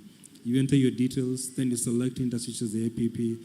The next stage will be for you to register on the InterSwitch platform, and also reach out if you want to use the manual upload. We need to activate that for you because, as I said, it's not mandatory for all businesses to use the manual upload. So for the manual upload, you'll have to reach out to a contact within InterSwitch. So after this, we can link you up with one of our account managers that will assist you in regards to the process of onboarding to the manual process. So once you do that, we are going to organize a training session. So we also will be providing videos that you can be able to use as tutorials for the purpose of navigating through the platform. But definitely after you finalize with the account manager in regards to registration and the like, the next thing we'll have to have a session with you, taking you through the system. That's you and your team, including anybody that will be involved with the process of doing this manual upload. So definitely we have a session for that, and we'll also provide videos that you can use for tutorial. Okay. Thank you for your question. You did ask for businesses that doesn't have a solution ERP in place. We've explained what they need to do temporarily, and you just need to get the infrastructure, get the system. There are several systems out there that you can use. One of them is Sage Solution. And Sage come with different variants, Sage 1, 200, depending on the size of your business and also what your business entail. And that would help you to be able to look into which one will best fit. And all of it can be integrated, and also running through the InterSwitch platform, you'll be able to do all the transmission of your invoices, and it happens real time. So what it means is you don't need to bother about submission. All you need to do is go ahead with your daily activity. The integration automatically fetches those data, send it across, and it sits on the portal for you. And the same thing when you're also receiving all that. Sage is not the only solution as well. There's Dynamics, there is SAP, there is Oracle, a whole lot of different applications allow you to be able to do all of this. And what you need to do is just look at your business process. Speak with system integrators, implementers of solutions. AGL Consulting can help you with that. Having a discussion around your business, then we can tell you which ERP will best fit your business. Thank you. Okay, thank you very much, Mr. Lawal. Just to add to the two other questions that were asked, the flow, I think David had mentioned that the ERP generates an invoice in the format that has been stipulated or based on the SI implementation where codes have been mapped. And those invoices have the IRN, the cryptographic keys, the QR on it, and the QRs are generated and the keys are used to decrypt them. It flows through the APP directly to the NRS. And we mentioned that when the full circle goes through, that same invoice is routed through the APP of the buyer who gets it to the buyer. The buyer sees it. And so speaking to Madam's question around the average market woman today, one of the things that has been called out very strongly is that these entire reforms are in stages. The very large corporates started much earlier. Now we're at the medium, and then we'll go to the emerging. The idea of the end game is that every organization or every invoice exchanged in Nigeria. So by the time they get to that point, I'm sure policies around penalties for receiving or sending invoices that do not comply will begin to come out. So the stage where they are in now is more around adoption.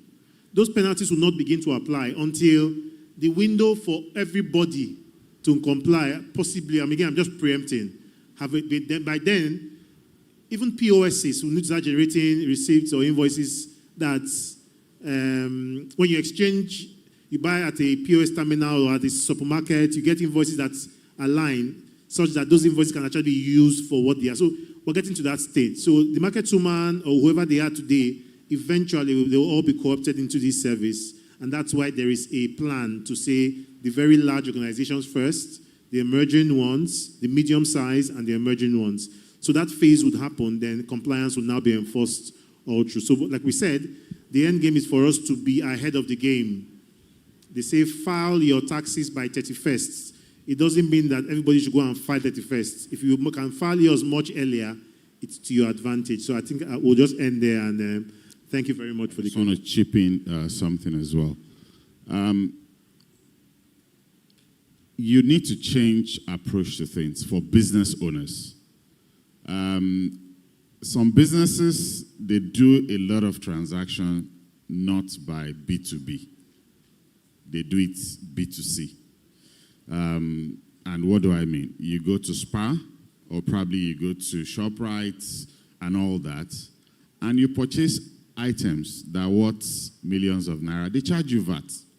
You need to engage with them, give them your business TIN number so that they can book that transaction and transmit.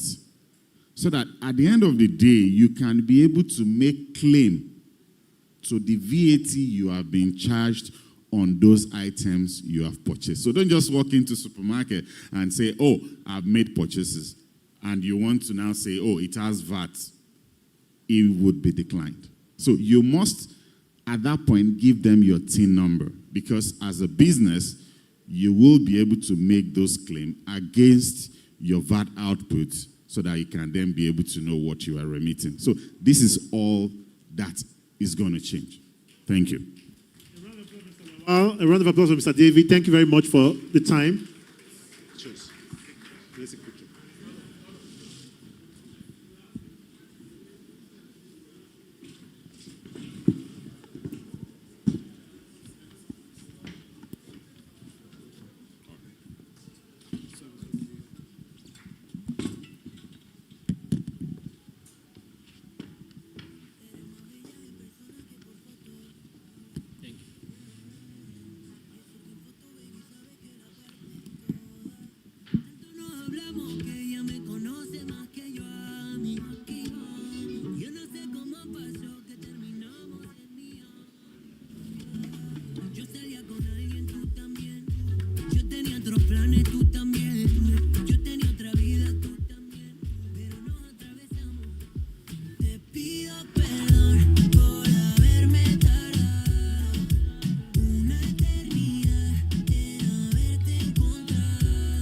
Distinguished guests, ladies and gentlemen, please let's give the moderator and the panelists a round of applause. Osas Atoegbe, David Mukaria, and Adekunle Lawal.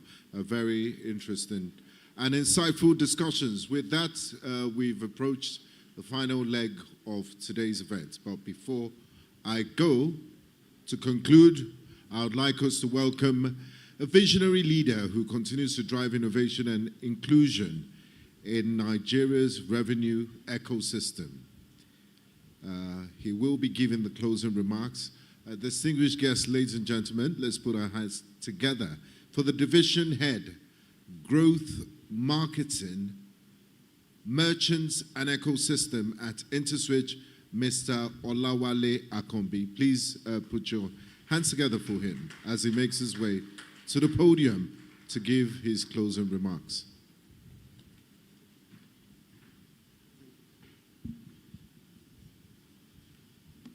Good afternoon, everybody. Distinguished guests, speakers, partners, and participants, we thank you very much for being part of this Nigeria Revenue Summit 2.0 in Lagos. Today's conversations have made something very clear, that something is changing. Nigeria's tax landscape is changing. And this change, and e-invoicing that we're talking about today, is at the heart, it sits at the heart of this transformation. We understand that the journey for many organizations is still a journey, and some businesses are thinking, how do I navigate, right? We believe that this is not just from all the conversations that we've had today, you can see that it's not just about compliance. It's actually about how business will operate, grow, compete. And if you take advantage of, this platform or what InterSwitch has presented today, you'll be able to, you can use it to leverage this as a catalyst for business growth. As a group, as InterSwitch Group, for us our job is to make the journey easy for everybody, to simplify complexity, and to make integration very seamless across board. So as we live here today, it's not just about, I think, let's take action, right? Let's not delay the action, because delay can be costly, right? So if I was you, I would talk to the experts we have on ground. We still have some speakers here. A lot of them have offered a lot of insight. So take action today, meet the right people that can talk to you more about how you can integrate and how you can take the next step forward. Thank you very much for being part of this, and we hope to see that all of you will see us when we engage at the next Revenue Summit in Abuja next week. Thank you very much, and have a good ride back home. Thank you. Thank you very much. And I was just going to ask if there's a Revenue Summit in London.